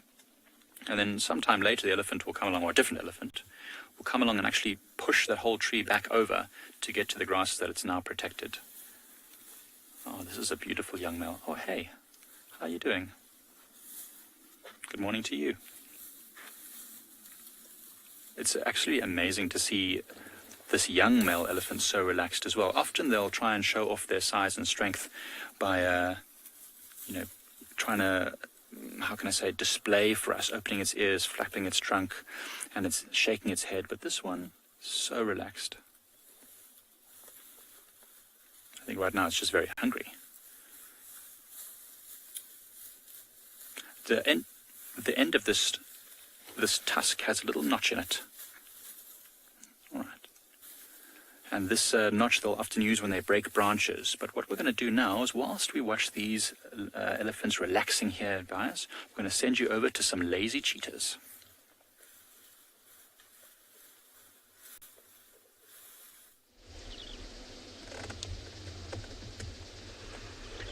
Just the one youngster still feeding on this duiker carcass. And we are currently, for those of you that have been keeping track, we are at 1 hour and 15 minutes since they started to feed on this duiker. And let's have a close look, everybody. So we'll use our binoculars or use the zoom of the camera to zoom in. Look at that youngster, how it's busy feeding on the bits of meat still attached to the inside of the skin of that duiker. So having to work now to get every last little bit of morsel, or every last little morsel of meat that they can. Have a look on the left, see how Mom has taken herself away from the kill. She's decided she's had enough for now, leaving her youngsters to feed. Sassy Cassie, you're asking when vultures will start to move into the area to finish off the duiker. Sassy Cassie, remember earlier I was saying how that vulture wasn't really able to, or wouldn't be getting airborne for quite some time because of the cloud cover. There wouldn't be any thermals rising, and there's no wind. Both the wind and the thermals will help that vulture, that very heavy bird, to fly. So, Sassy Cassie, I think it'll be quite a while still before the vultures start to get active and start to fly around, if all of this cloud cover burns off.